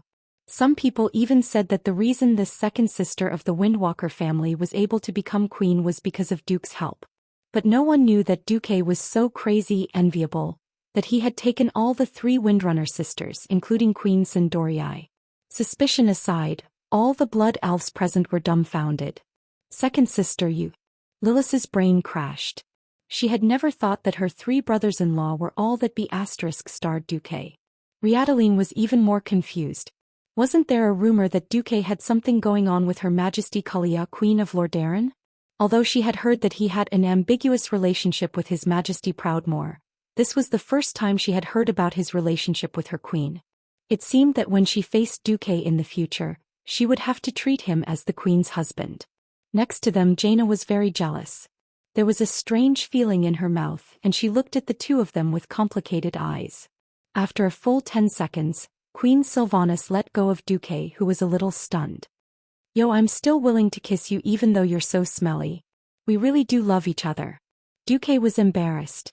Only then did he remember that the smell on him had not completely faded. As if to announce to the world that Duke was her possession, Queen Sylvanas playfully patted Duke's face. Okay, we all know that you've overdrawn your magic circuit just now. Have a good rest. If you really can't take it anymore, someone will come to you. With that, Queen Sylvanas tilted her head. Vanessa, please clean this guy up. I don't want him to still be so smelly the next time I see him. As you wish, Duchess. Vanessa looked respectful, but in fact she did not hesitate to push Queen Sylvanas. She was clearly saying, I don't recognize any queen. Only the true matriarch of the Marcus family can order me around. You can be a duchess or get out of here. Queen, she was in high spirits. There was no hostility. Instead there was a faint admiration. Good, not bad. Only a maid like you can protect and take care of my man. I'll leave it to you. Yes. Vanessa replied with impeccable etiquette. Everyone dispersed like the tide, leaving only Duque and Vanessa. Duque said, Vanessa, give me a moment. I need to take a shower. Stop joking. His Majesty Proudmoore already told me that you used up almost all of your mana just now. You had to use a small amount of magic to force your body to move even a finger. It won't be good for your body if you keep pretending. Ugh. When the truth of the matter was suddenly exposed, Duque was embarrassed.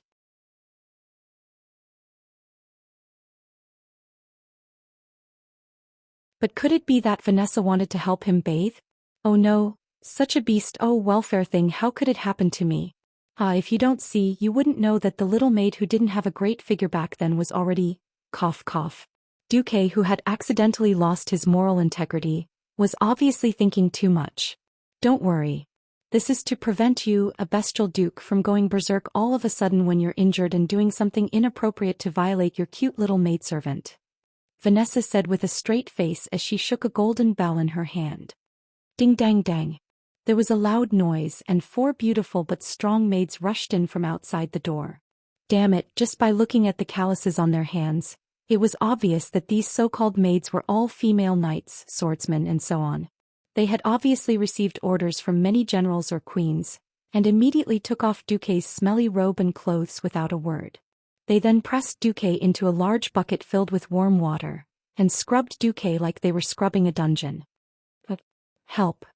The miserable Duque could only see Vanessa laughing sinisterly at the side.